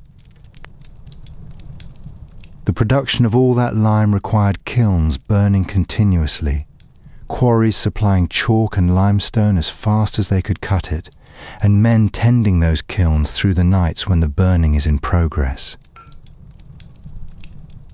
The lime burners of medieval England were as essential to the cathedral building programme as the masons and the quarrymen and the setters, and they are among the least recorded. You stand beside the kiln now, in the cold field, your face warm on one side and cold on the other, the stars above the downland very bright at this hour. You feed the fire and you walk and you watch the smoke and you do not sit down. The town a mile distant is dark and still, its people long asleep. The kiln's red glow is the only light in the fields. You are the keeper of the fire, the guardian of the calcination, the man the walls depend on. You find this neither romantic nor burdensome. It is simply the work, and the work must be done. The kiln cools slowly after the fire is drawn. The structure retains its heat for a day or more, the residual warmth working out through the stone slowly. The lime burner can put his hand against the kiln wall the morning after a burn and feel the heat still in it, deep and dry, the warmth of a fire that is gone but not entirely gone. He rakes the last of the quicklime from the draw hole and sacks it and covers it and steps back. He is white-faced, white-haired, white-coated from the dust. The sky above the downland is growing pale in the east. He did not sleep. He did not close his eyes or sit down or lean against the warm stone for even a moment, because the warm stone and the quiet and the radiant heat are exactly the things that invite the kind of sleep that has no good outcome when you are standing beside a source of carbon monoxide in an open field in the middle of the night. He is very tired. He counts the sacks. He loads the cart. The walls will hold. The year is around 1300. The place is Droitwich in Worcestershire, a town that is mostly not a town in the ordinary sense. Droitwich is a cluster of low buildings around a set of brine springs, and the springs run salt water so strongly that in dry weather the soil around them develops a pale mineral crust, and the reeds that grow in the low ground near the springs have a particular stiffness from the salt they carry in their tissues. The salt towns of the English Midlands, Droitwich, Nantwich, Middlewich, Northwich, shared this quality. The wealth beneath their streets was not stone or ore, but water. Brine water, rising from deep salt deposits laid down when these lands were under a sea, so ancient it belongs to geological time rather than historical time. Domesday Book, compiled in 1086, lists 318 salt houses in Worcestershire alone, each one equipped with lead pans, each one consuming wood or peat in quantities that made the salt towns a significant economic force in the management of the surrounding woodland. 318 working salt houses in a single county, each producing salt in its flat lead pan over its furnace, the steam of the boiling brine rising from every house in the town, so that on a cold morning the salt quarter of Droitwich looked like a collection of low-lying clouds that had settled at street level and could not be persuaded to rise. Salt preserved everything. This is the sentence that explains the salt industry. In a world without refrigeration, and there is no refrigeration in 1300, no ice delivery, no cold storage beyond the natural cold of a cellar in winter, no cling film, and definitely no freezer at the back of the kitchen. The only way to carry meat and fish and certain vegetables across time to make summer's surplus available in February is salt. Salt draws the moisture out of tissue. Without moisture, the bacteria that cause decay cannot work. Salted meat, correctly done, will last through an entire winter in a cool larder. Salted fish, the great barrels of salt herring that came up from the coast, the salt cod and the dried and salted stockfish, fed the inland towns through the meatless weeks of Lent and the long winter months. Every household in England needed salt. Every monastery. Every great house. Every village. The salt rights of the witch towns were jealously guarded across generations and were the subject of more litigation and dispute and negotiation than almost any other local economic right, because the people who held those rights held something that could not be done without. The witch house is a small, low building, its name from an Old English word for a trading place, which is why the salt towns carry the witch or witch ending in their names to this day. Inside, the centrepiece is a large flat pan of lead or iron. Sometimes both, lead for the earlier pans, iron increasingly from the 12th century onward, set over a furnace that burns below it. Brine is drawn from the springs by bucket or by a simple pump arrangement and poured into the pan. The furnace is lit. The brine boils. As the water evaporates, the brine concentrates. Salt crystals begin to form at the surface, a white crust that the waller rakes toward the edges of the pan with a long paddle, encouraging the crystals to form and separate from the liquid.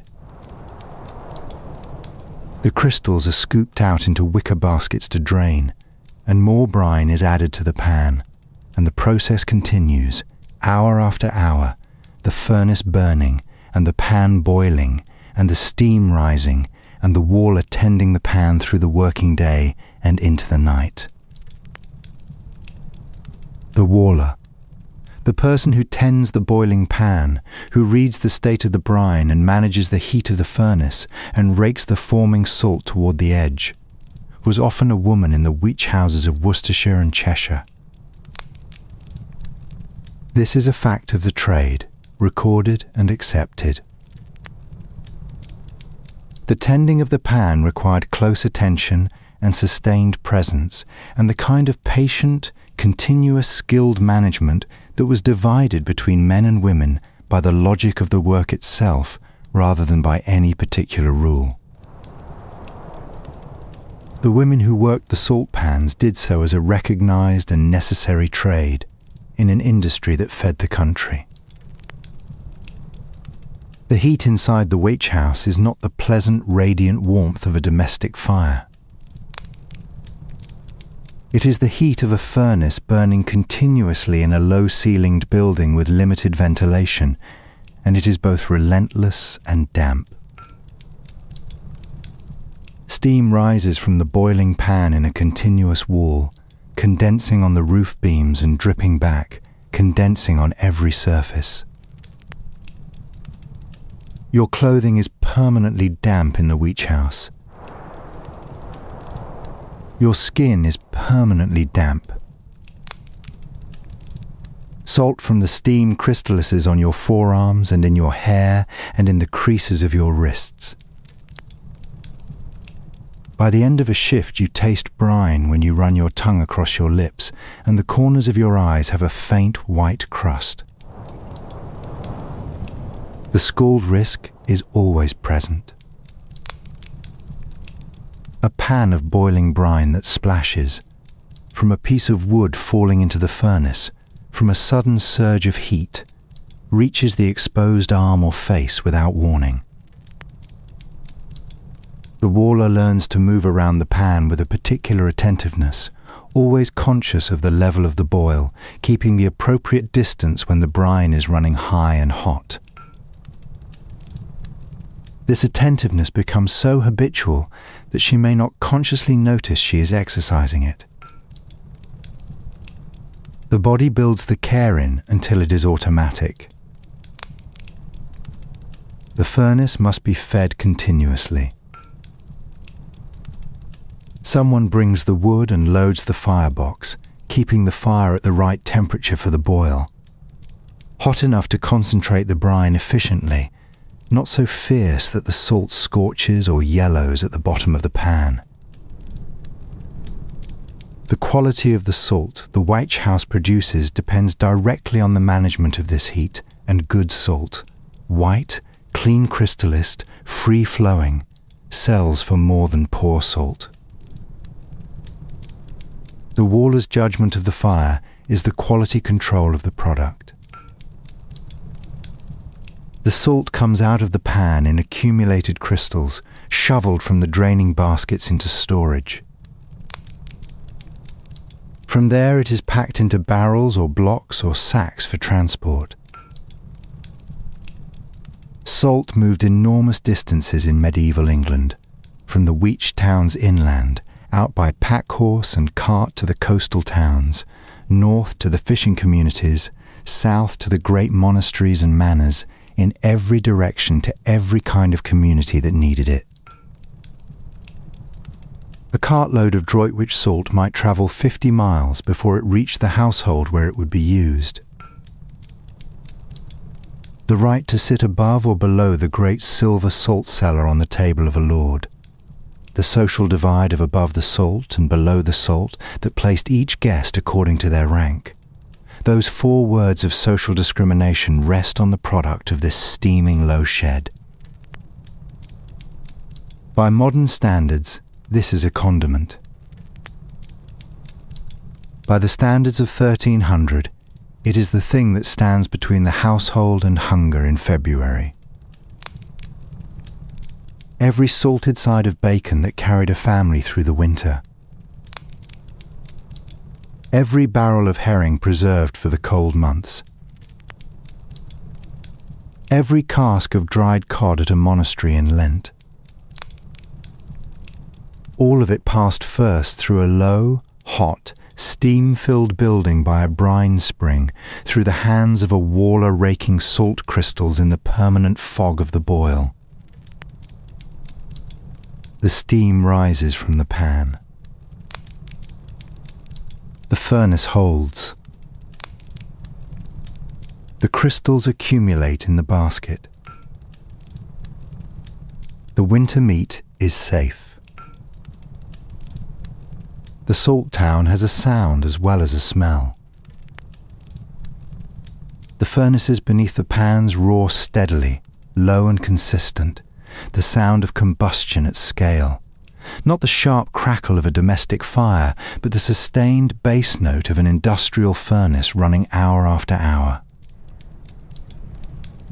This sound, in Droitwich in the year 1300, would have been the town's constant background, the way traffic noise is the background of a modern urban street. You stopped hearing it after a week of living there. Visitors heard it. The pan itself sings when the brine is boiling well, a sustained hiss and seethe, the sound of liquid in vigorous motion against a hot metal surface, rising in pitch when the furnace is stoked and falling when the concentration increases and the liquid moves more slowly. The waller reads this sound as part of her information about the state of the pan, the same way she reads the colour of the crystals and the level of the liquid and the behaviour of the steam above it. The pan tells you what it is doing if you know how to listen. Salt was rationed in some medieval contexts, not in the ordinary commercial sense of limited supply, but in the institutional sense of controlled distribution. Monasteries allocated their salt carefully between the kitchen, the infirmary, and the fish pond keepers. Great houses kept the salt supply in the charge of a specific officer. The right to salt, to use it, to own it, to trade it, was among the most jealously guarded economic rights in every society that depended on it for food preservation. The name survives everywhere you look. The suffix witch or witch on a town name tells you that salt was made there, or traded there, or both. The word salary, the Latin salarium, preserves the idea that Roman soldiers were sometimes paid in salt, or at least in money to buy it, the mineral valuable enough to serve as currency. Sal is Latin for salt. Sauce, sausage, salad, salami, all from the same root, all from the same mineral that the waller in the watch house was raking into baskets while the furnace roared below her. The rights to the salt springs at Droitwich were contested and litigated for centuries, the subject of charters and counter-charters reaching back before the conquest. The Domesday record of 318 salt houses, with their lead pans, represents an industry that had already been running for hundreds of years in the same place, tapping the same brine springs, using the same basic method. It would continue for centuries more. Open-pan salt-making in the watch towns persisted, substantially unchanged, into the early modern period. The method that the waller of 1300 used was the method that had been used before her and would be used long after her, because it worked and because there was no better one available. By modern standards, the witch house is a sauna with a furnace in the floor, no ventilation system, no protective clothing, and no sick leave. By the standards of the year 1300, it is the salt industry, and the industry is essential, and somebody has to do the work. The salt in the larder at the back of a medieval house was put there by someone who stood in the steam for years. Not dramatically, not visibly, just steadily, day after day, raking the white crystals toward the edge of the pan while the furnace burned below and the steam rose around her. She goes home in the evening tasting of brine. Her hair and her collar carry the salt of the pan. Her arms are dry and reddened from the heat. She will be back tomorrow to do it again, and the day after, and through the winter when the demand for preserved meat is highest and the salt houses run most urgently. The winter meat is safe because she came back. The year is around 1370. Somewhere in a cloth town, Lincoln, perhaps, which had a considerable reputation for its blue, or one of the East Anglian wool towns that fed the cloth trade of the later 14th century. There is a yard at the town's edge. Not the tanner's yard, you know that one. This is a different yard, with a different smell. The tanner's yard has a complex river and bark quality. The dyer's yard, approaching it from downwind, has something else. A deep, warm, fermented note, green, sour and persistent, the smell of something biological in a large container that has been doing what it does for several weeks without a break. Queen Elizabeth I, in the year 1585, issued a royal proclamation forbidding the processing of woad within 8 miles of any of her palaces and houses. The year is worth holding. Elizabeth's proclamation falls 2 centuries after the story of this episode, but it illuminates the medieval reality precisely. A monarch with the power to issue such a prohibition did so, which tells you that the smell was not a minor inconvenience or a local problem.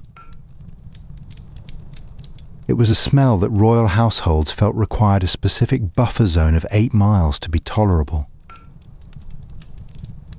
The Woad Dyer's yard was not a pleasant neighbour, and this was understood by everyone who lived within range of one. Blue came from woad. This is one of the central facts of medieval English colour. Woad, Isatis tinctoria, a plant with small yellow flowers cultivated in quantity across the English Midlands and East Anglia and across northern France and the Netherlands, contains a precursor to indigo dye locked in its leaves. Getting the blue out is a process of considerable empirical cleverness. The woad is harvested, ground, formed into balls or paste, and then fermented. A process that concentrates the dye precursor and makes it accessible to the chemistry that will turn it blue. The fermenting paste then goes into the vat. The vat is where the labourer spends his working day. A large wooden or stone vessel of warm, stale urine, the ammonia providing the alkaline environment the dye chemistry requires, the same chemical principle the fuller uses, applied here to an entirely different purpose.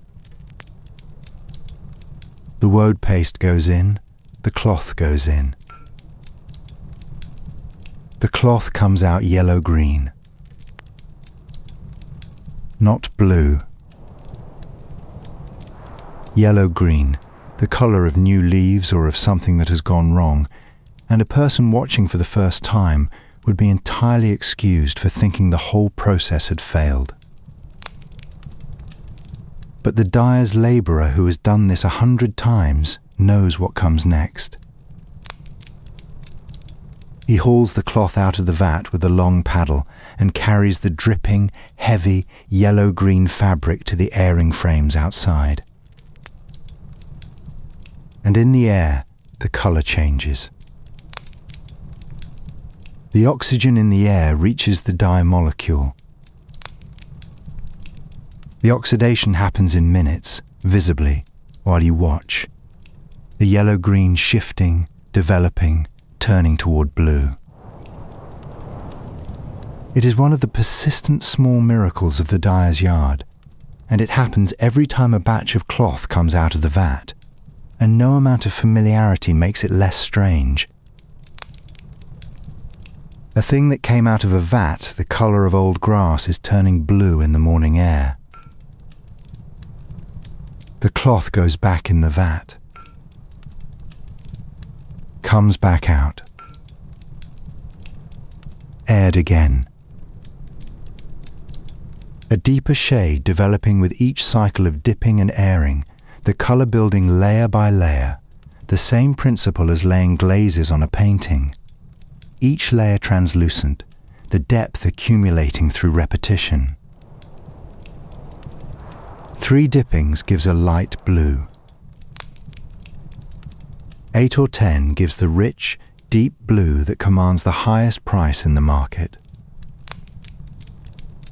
The labourer in the dye yard is not the master dyer who manages the vat chemistry and reads the state of the fermentation and makes the decisions about concentration and temperature and timing. The labourer is the man who lifts and carries and stirs. He stirs the warm vat with a long, heavy wooden paddle to keep the contents oxygenated and evenly mixed. the paddle working slowly through the thick, reeking liquid. He hauls the wet cloth out of the vat, dripping and dark and very heavy, a long length of wool broadcloth holding many times its dry weight in liquid, and carries it to the airing frames, stretches it over the poles, and waits for the colour to develop. Then hauls it back. Then stirs the vat again. He does this all day. His hands are blue. Not just stained in a superficial sense that would wash off at the end of the day. Deeply, permanently, irremovably blue to the elbow, worked into every line of every knuckle, under every nail, present in the halls of his fingerprints, in the creases of his palms. The Woad blue bonds to the skin, just as the tannin of the tanning pits bonds brown to the tanner's hands, and it does not come off. Not with the fuller's earth and water. Not with scrubbing. Not with time. By modern standards, a job that left your arms permanently a different colour would be a significant health and safety concern, and the protective equipment alone would fill a storeroom. In the year 1370, it is simply the mark of the trade, the same way a blacksmith's hands are dark, and there is no other way to do the work. A dye yard labourer is blue-handed from the first week of his working life to the last, and you can tell him at a distance in the market. His arms are the colour of the robe the painters give to the Virgin. This is not a figure of speech. The blue used in the illuminated manuscripts for the Virgin's mantle is ultramarine. Ground lapis lazuli from Afghanistan travelled across the whole of Asia and the Middle East and the Mediterranean before reaching an English workshop, extravagantly expensive, reserved for the most sacred subjects. But the blue of the cloth a labouring man wears, the blue of the knight's riding cloak, the blue of the merchant's good coat, the blue that Lincoln produced in quantity and exported across England and to the continent, that blue came from Woad. It came from a vat of stale urine at the edge of a cloth town. It came through the blue arms of a labourer who stirred it and carried it and aired it in the morning light. By modern standards, the palette available to a medieval wardrobe was limited. No synthetic aniline dyes, no colour-fast polyester, no exactly matched thread from a factory spool, and definitely no washing machine to test the fastness against. What the dyer could achieve, with Woad and madder and weld and alum, was real and enduring and varied enough to satisfy every rank of society, from the peasant in his undyed wool to the bishop in his scarlet. Madder gave red, a warm, true, persistent red, the colour of the soldier's coat and the cardinal's robe, from the roots of Rubia tinctorum. Weld gave yellow, from the flowering tops of Reseda luteola. From those three colours, Woad blue, madder red, weld yellow, and from their combinations in sequence, over-D'ing one colour on top of another, the medieval dyer produced the full palette available to English cloth. Greens from Woad over weld, purples from madder over Woad, russets and browns from combinations of plant dye and mineral mordant that fixed the colour into the fibra. The mordant, usually a metal salt, alum being the most common, was what bound the dye to the fibre so that it would not wash out. The Woad blue did not require alum in the same way, the alkaline vat chemistry doing the fixing work directly. But for the madder reds and the weld yellows, the cloth was prepared in an alum bath first, the mordant taken up by the fibra, so that when the dye was applied it bonded through the mordant and became, as close as the period could achieve, permanent. The small daily miracle happens again this morning.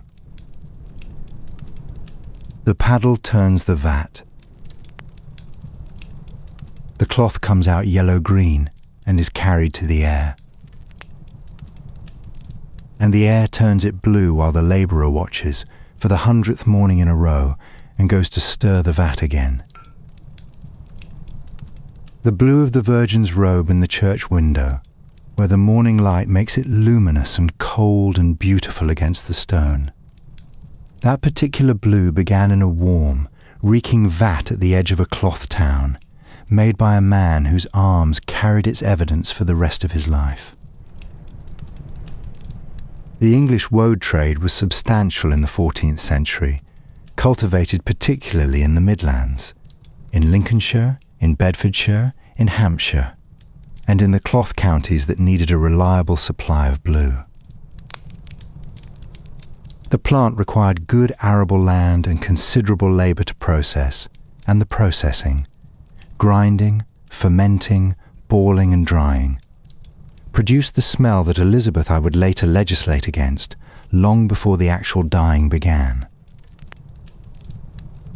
The raw woad paste, fermenting in its bins, was a source of complaint across cloth-producing Europe. Paris had ordinances about it. English towns had ordinances about it. The remedy was the same one applied to the tannery: distance. Move the smell to the edge and conduct the town's business upwind. The labourer in the dye yard was at the low end of the dyer's hierarchy. Above him was the journeyman dyer, who had served an apprenticeship and could manage a vat and read the state of the fermentation. Above the journeyman was the master dyer, who might own several vats and employ several journeymen and multiple labourers, who had a position in the dyers' guild and attended its meetings and paid its fees and benefited from its trading privileges and its quality oversight. The labourer stirring the vat had none of these things. He had his arms and his back and his willingness to spend the day in the dye yard, and he had in return a day's wage and the indelible mark of his trade carried in the skin of his hands.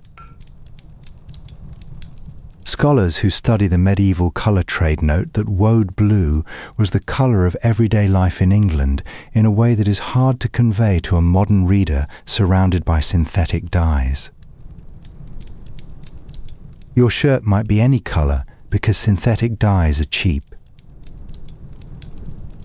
A person in 1370 wore blue because someone's blue hands made it possible. The colour was not incidental to the cloth. The colour was the product of a specific, laborious, smelly, chemically clever process that a small number of people in every cloth-producing town carried out on behalf of everyone else. The dyer's yard at the town edge, the smell on the wind, the airing frames with their lengths of developing cloth, the labourer's blue arms visible from some distance, was as much a part of the town's economy as the market, as the mill, as the church.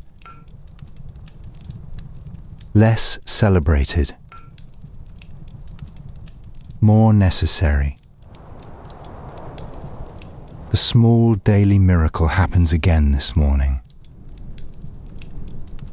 The paddle moves through the warm vat.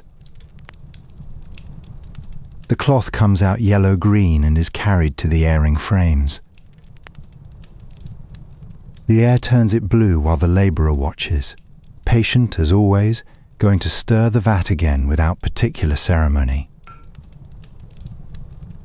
He has seen it happen hundreds of mornings and it still works, and the cloth is still blue, and the morning light in the church window is still that particular luminous cold colour that somebody's arms are permanently carrying the record of having made. The dyeing trade, taken as a whole, is the colour-making industry of the medieval world. Everything that is not brown or grey or the off-white of undyed wool is the work of a dye yard somewhere. The red that distinguishes a cardinal from a bishop. The blue that distinguishes the Virgin in the church window from the ordinary figures around her. The green of a merchant's good coat on a fair day. The deep purple that only the very wealthy could achieve, madder and woad combined in expensive proportions. All of it came from yards at the town's edge, from vats of fermented organic material, from the hands of men who stirred them and carried the cloth and aired it in the light. You are one of those men. Your hands are blue. You stir the vat and carry the cloth and watch the colour come up in the air, morning after morning, the same miracle each time. And when the day is done, you walk home past the town's other yards, the tanner's yard, the fuller's shop, the lime burner's track, past the other invisible trades that keep everything running, and the town does not think about what any of you do. It only wears the results. The year is around 1230. A cathedral is being built. Not finished. Medieval cathedrals were not built in a decade. They were generational projects, the work of a bishop's lifetime and his successor's lifetime, and his successors after that, always under construction, always being extended or repaired or rebuilt in the new fashion that the chapter had just decided was necessary. But in 1230, the great building age, the age when the English Gothic style was finding its most ambitious form, and the cathedral chapters were commissioning vast new naves and choirs and lady chapels, was at full pace, and the quarries were supplying stone as fast as they could cut it. The quarryman's role in this project was simple in its description and demanding in every particular of its practice. He was not the mason. This distinction was understood at the time, and it matters. The mason was the skilled craftsman, the person who carved the capital and cut the moulding and laid the string course and measured and aligned the arch stones with a precision that could carry the weight of a vault without moving for 500 years. The quarryman's job was to get the stone out of the ground so that the masons could have something to work. The raw material end. The beginning before everything else could begin. Picture yourself at a freestone quarry, a quarry for the fine-grained limestone or sandstone that holds a carving edge without shattering, the stone from which detail work is possible. Barnack, in Northamptonshire, supplied stone for Ely Cathedral and Peterborough Cathedral and a dozen other great buildings. Caen, in Normandy, was quarried to supply Winchester and Canterbury and the Tower of London. Stone shipped across the Channel and up the Thames because water transport made it cheaper to move it hundreds of miles than to cart it a few miles overland. Tainton stone from Oxfordshire. Reigate stone from Surrey. Dolting stone from Somerset. The names of the quarries that built England's great medieval buildings appear in the footnotes of every architectural history and in the accounts of almost none of the men who worked them. The quarry itself is an open wound in the landscape. A broad, roughly rectangular working space cut down into the rock, perhaps 20 feet deep in a well-developed quarry, the faces of cut stone rising on the 3 enclosed sides. The stone is pale, limestone or sandstone, depending on the quarry's geology. And where it is freshly cut, the colour is almost white, the brightness of new-cut chalk, vivid against the sky. White dust lies on everything, the tool handles, the flat surfaces of the worked stone, the ledges, the cart boards. On the men. The technique for extracting a good building block is careful and specific. You begin by cutting a trench around the block. A channel, perhaps 6 inches wide and 2 or 3 feet deep, worked with a pick and a narrow chisel, defining the block's outline on all 4 sides. This separates the block from the surrounding stone and exposes the base. Then the wedges are set. Iron wedges, the feathers, or the wedge and feather system familiar since antiquity, are placed in drilled holes spaced along the intended line of fracture at the base of the block. A set of 3 or 5 wedges, each struck in turn with a heavy iron mallet, working along the row. The first wedge struck and driven a fraction deeper, the second wedge struck and driven, the third back to the first. Strike, turn, move. Strike, turn, move. Around and around the line of wedges, each pass driving them incrementally deeper, building the pressure in the stone along the line until the stone itself begins to respond. The ring of iron on stone carries across the quarry and out into the surrounding countryside. It is one of the most characteristic sounds of the cathedral building age. The sound of every new church and castle and bridge being extracted from the earth, one block at a time, by men working in the pale dust of an open pit. It is methodical. It is repetitive. It is constant. It is the sound of the cathedrals in their making, before the mason takes over, before the carver adds the saint's face, before the setter beds the stone into its final place. It is the sound of the beginning of all those things, coming from a dusty pit that the history books do not mention. At some point in the cycle of striking, the stone gives. You can hear it before you see it. A deep, low, interior sound, geological patience surrendering to mechanical persistence. A crack develops along the line of the wedges, visible first as a thin, dark line. Then the block moves, slightly, a few degrees, pulling free of the surrounding stone. Lavers and crowbars, the combined weight of 2 or 3 men on the handles, prise it out of its bed and onto the floor of the pit. It arrives heavy and rough-shaped. A block of Barnack limestone of the size needed for an archstone might weigh several hundred pounds.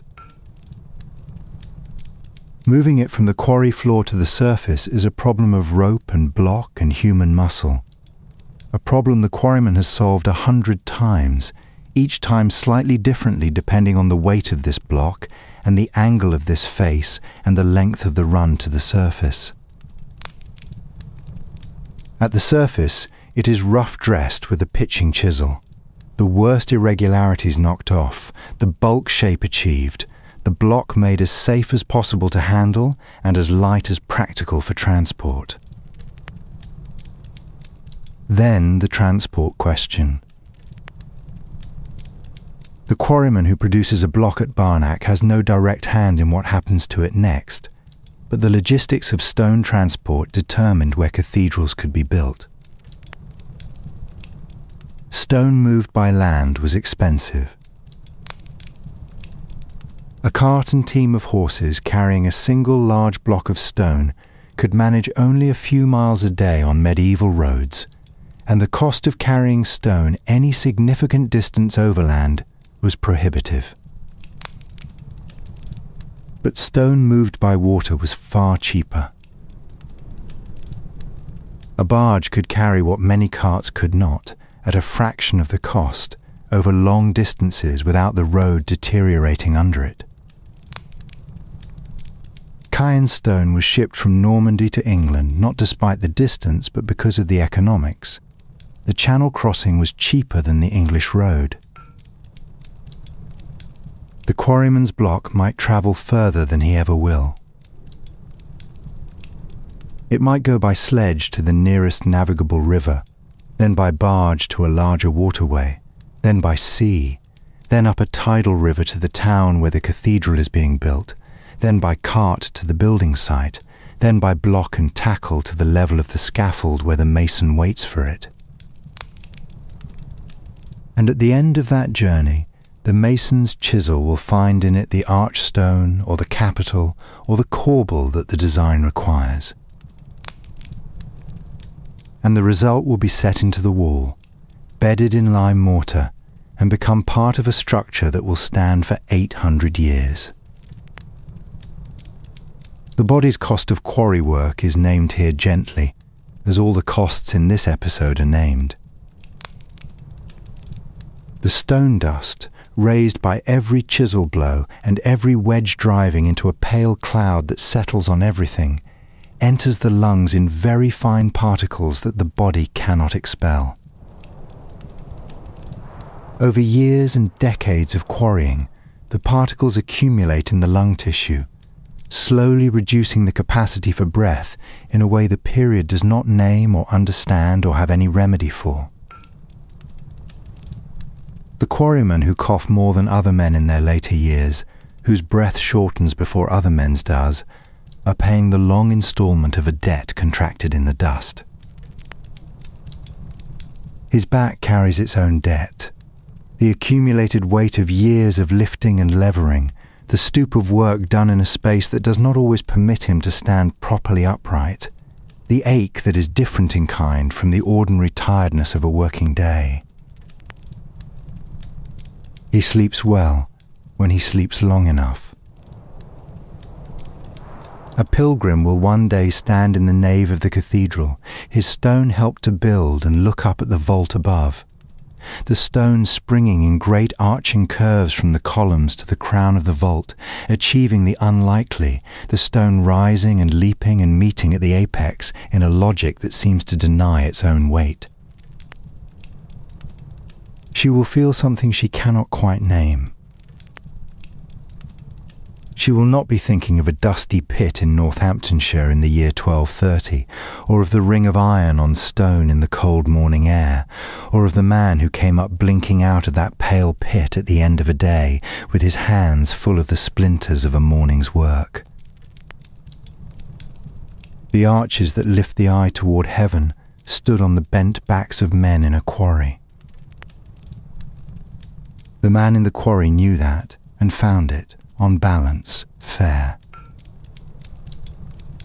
The quarryman's relationship to the finished building is one of the stranger things about his trade. He works at the very beginning of a process that takes decades to complete. Decades in which he may die, move on, retire, be replaced by his son and his son's son. By today's standards, a construction project that outlasts 3 or 4 generations of its original workforce would be considered a planning failure. In the medieval cathedral age, it was simply how cathedrals worked. The great cathedrals of England were not built in a generation. They were built in 3 or 4, the work passing between men who never met, the quarrymen of 1180 contributing to a building that was not finished until 1280 or later. The man who quarried the first foundation stone of a great nave may never have seen the nave completed. His contribution was the beginning before the beginning, the raw weight of stone that others would shape into the thing that mattered. The quarrying trade had its own skills, its own craft knowledge, its own body of understanding about stone that was passed through apprenticeship and long practice. Not the mason's skill. The mason's skill was in the cutting and the carving and the setting, the transformation of raw stone into precise geometry. The quarryman's skill was in the extraction, in reading the rock to find where the natural bedding planes ran, where the stone could be split cleanly rather than broken unevenly, where a face was sound and where it had a hidden weakness that the wedge would reveal. Different stones behaved differently, and the quarryman learned his particular stone the way the tanner learned his particular pit, and the charcoal burner learned his particular mound. Oolitic limestone, the Cotswold stone, the Barnack, the Tainton, split beautifully along its bedding planes, came out in clean, even blocks, dressed well under the chisel. The flinty chalk of some of the Kent quarries was harder to work and gave a coarser surface. Each quarry had its personality, and the quarryman who had worked one quarry for 20 years knew that personality in his hands. He knew what a face sounded like when it was solid, and what it sounded like when it was developing a crack. He knew what the colour of the freshly cut stone told him about the quality of the bed. He knew where in the quarry the best stone lay, and where the inferior stone was that could be used for rubble fill rather than ashlar facing. All of this was knowledge that no book in the period contained, because nobody had written it down. It was too specific to each quarry, too embodied in the practice of extraction to be reduced to a rule that would transfer. The quarryman's work is the beginning of a process so long and so involving so many pairs of hands that by today's standards it would require a project manager, a materials logistics coordinator, and a supply chain audit just to track the stone's journey from pit to vault. In the year 1230, it is managed through custom, through the building site's daily organisation, through the mason's lodge that coordinates the various trades. The ring of his mallet on the iron wedge is the sound that cathedral building sounds like at its origin. Not the mason's chisel on the carved capital. Not the setter's hammer bedding an arched stone. Those sounds come later. The first sound, the sound before all the others are possible, is this one. The steady, methodical ring of iron on iron in a pale pit, working the stone free of the bed it has occupied since before anyone was alive to name it. He fills another basket with the shards from around the extracted block, the waste material, the offcuts, the debris of extraction that can be used for rough fill or discarded. He stacks the block at the quarry face ready for the lifting crew. He surveys the next face. He picks up his wedges. By today's standards, the stone industry runs on diamond-tipped machinery, computer-controlled cutting beds, and precision grading of every block before it leaves the quarry. In the year 1230, it runs on iron wedges and human persistence, and the result, 800 years later, is still standing in most cases. That is worth a moment's consideration. One stone at a time. The cathedral rises one stone at a time, and this is the stone's beginning. The East Anglian fen in the year 1300 requires a different imagination than the landscape most people carry when they think of medieval England. Leave behind the image of stone towns on hills, of fields defined by hedgerows, of roads with destinations. What you are entering is a world of water and reed bed and low sky, a landscape that refuses the ordinary categories of wet and dry, and has replaced them with degrees of moisture. The very wet and the merely damp, the drowned field and the nearly drowned field, the channel that carries the water away and the channel that has silted shut and will flood the field behind it before spring. A large part of lowland England was, in the medieval period, this landscape. The great fenland of Lincolnshire, Cambridgeshire, Norfolk and Huntingdonshire. The Somerset Levels. The Romney Marsh of Kent. The coastal marshes of Essex and Sussex. All of these were, to varying degrees, country where the boundary between land and water was not a fixed line on a map, but a negotiation, renegotiated every wet winter, every high tide, every blocked drain.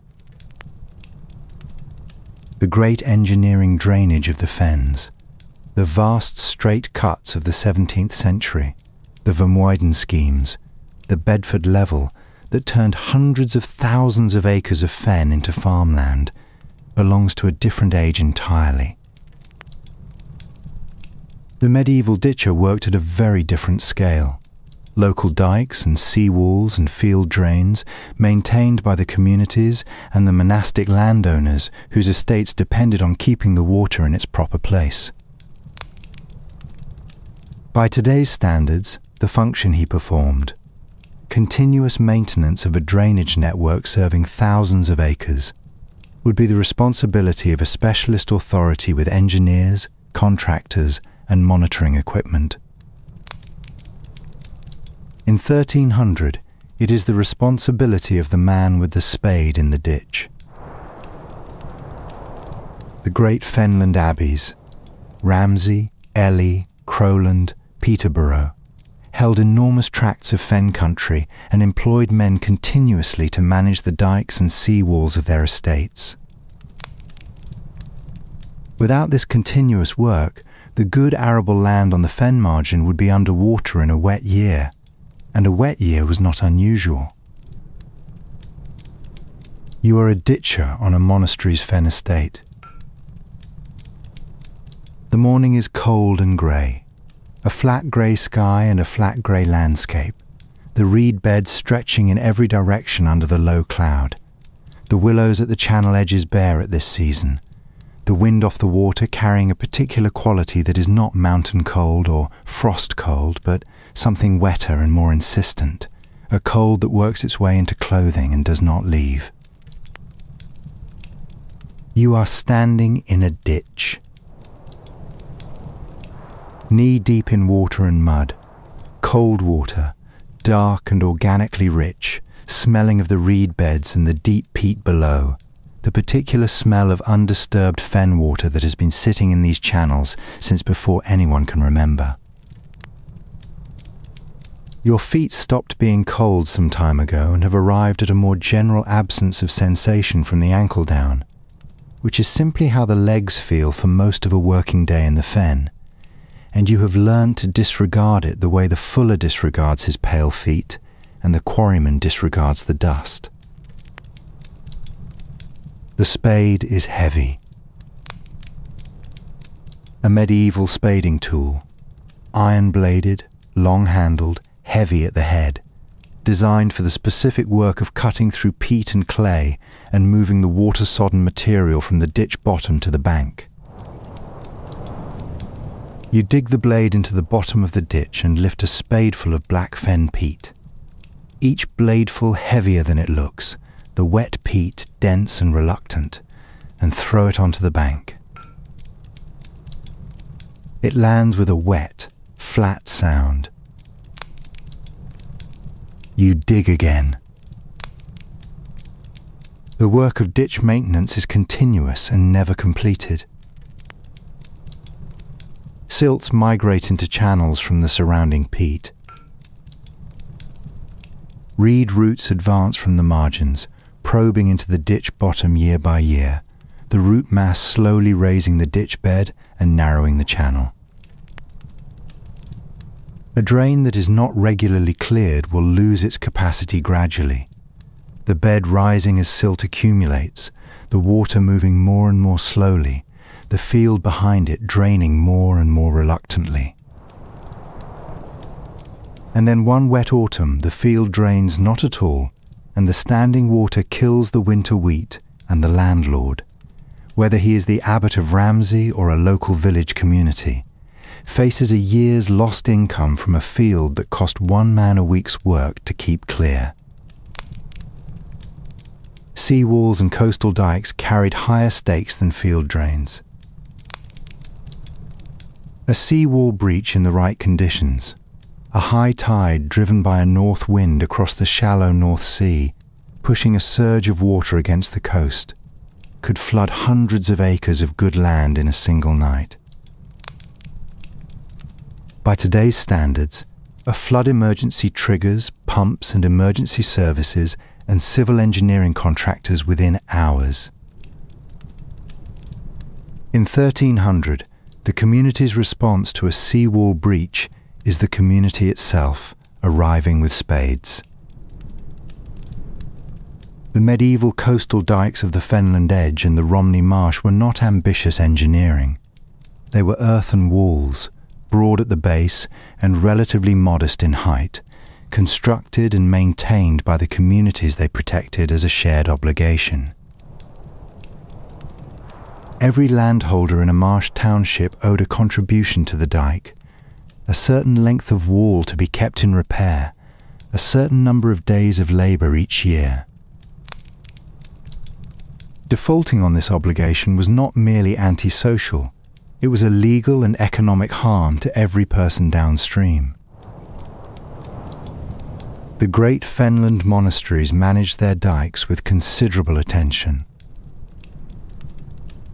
Ellie's estate stretched across thousands of acres of drained fen, and the accounts that survive from the period include regular payments for ditch clearing and dike repair as a routine cost of estate management, the way any modern landowner would budget for drainage maintenance. The work is not glamorous or memorable. It is simply always necessary. The commoners who lived in the undrained fen by choice had a complicated relationship with the drainage work. By today's standards, their position would be described as a conflict between development interests and the ecological and cultural value of a traditional landscape. The medieval resolution was imperfect and ongoing, the same negotiation rerun generation by generation without a definitive answer. The undrained fen was their world. The fishermen who set their eel traps in the channels and lived on what they caught, the fowlers who worked the reed beds for duck and geese, the reed cutters who supplied the thatching trade, the people who grazed their cattle and geese on the wet commons and lived by the complex seasonal rhythms of a waterland. They maintained their ditches because they had to, but they watched the encroachment of drainage works and dikes and reclaimed land with an eye that was not entirely approving. The draining of the fen meant the loss of the wet commons they depended on. This tension between the people who wanted the water managed away and the people who made their living from the water itself ran through the fen communities for centuries, long before the great 17th century draining brought it to a head. The suck of the mud as you pull a foot forward and reset it for the next cut is a sound you no longer hear, the way the tanner no longer smells his yard. The body files it under the category of background, the permanent condition of the working day, the texture of the trade. By the middle of the afternoon, if the day stays dry, you have cleared a length of ditch. You can see the difference. Water that was standing and sluggish now moves slowly at the bottom of the channel, finding its way toward the main drain. It is a small and entirely invisible result by the standards of the world above. No finished product, no artifact, no thing made. only water moving instead of standing still. Only the field behind the bank staying dry instead of flooding. The rich black fields of the fen margin. The stable, productive farmland that feeds the surrounding country. The safe villages sitting on their slightly raised ground, the floodline never quite reaching the doorsteps. The harvest coming in year after year. All of it bought, one cold spadeful at a time, by men who stood all day in the water and threw the mud onto the bank and went home cold and went back the next day and stood in it again. The ditcher who comes up out of the channel at the end of the day pulls his boots off at the bank and the water runs out of them. His boots are good ones, fen boots, waterproofed as well as tallow and good craftsmanship can manage, which is not quite well enough. There is always water in the boot. There is always water in the ditch. No account records his name. No stone in any church marks his contribution to the drainage of the field that feeds the village. The dike simply stands, and the water runs where it is directed, and the field on the other side is dry for another year. He wrings out his leggings on the bank. There is a seawall break 2 miles north that someone reported this morning. He will look at it tomorrow. The water is always there. He is always there too.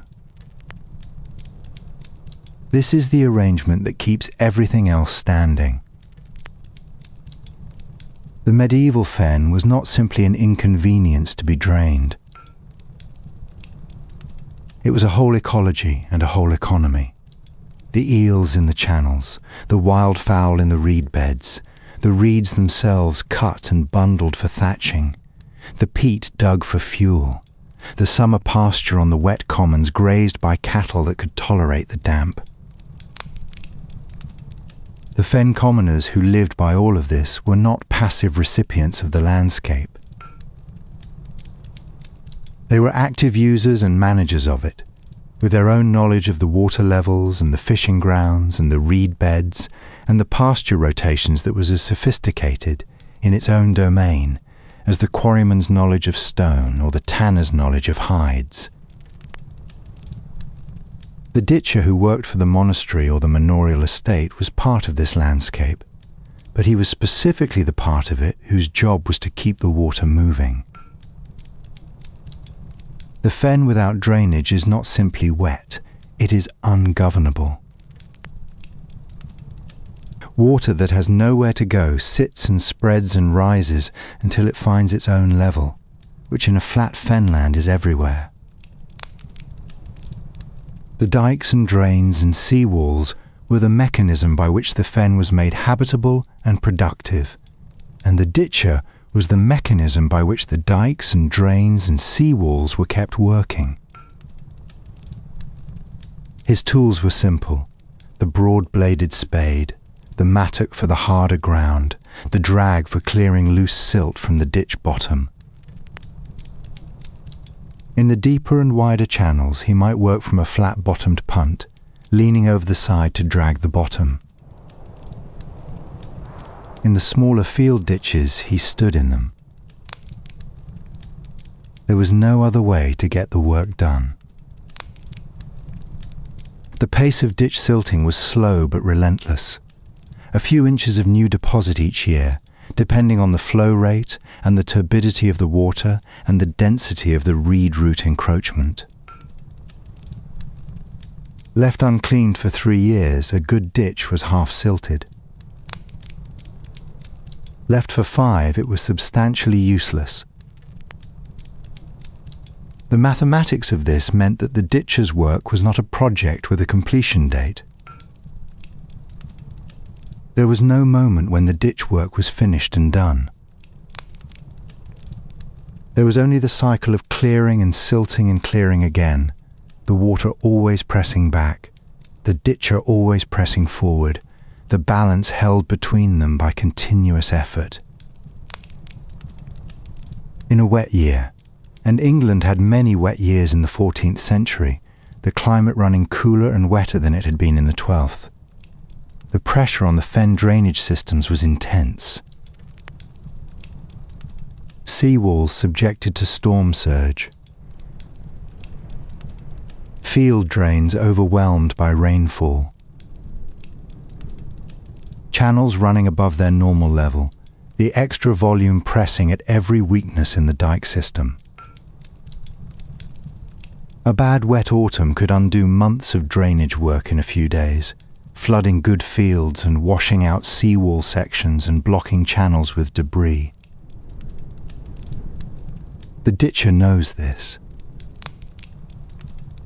He knows the calendar of risk, the autumn storm season, the spring snowmelt, the high tide cycles that push the sea against the coastal dikes.